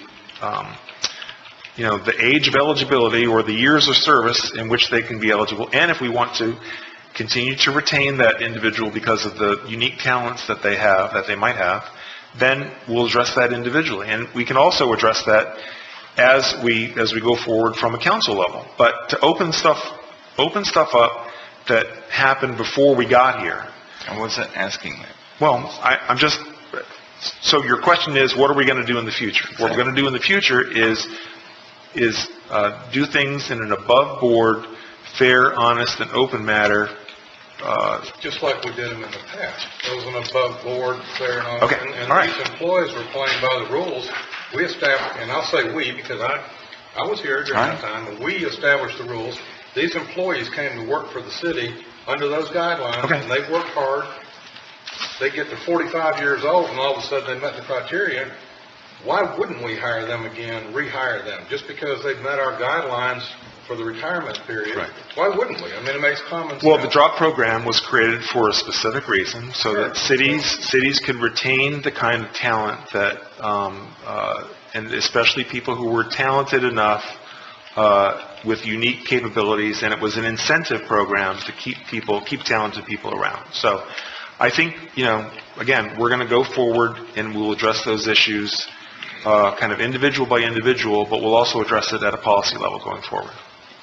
Thank you. Okay. All right? All right. Any other new business public? No new business public. And with that, thanks everyone for staying with us so long. We're adjourned. Thank you.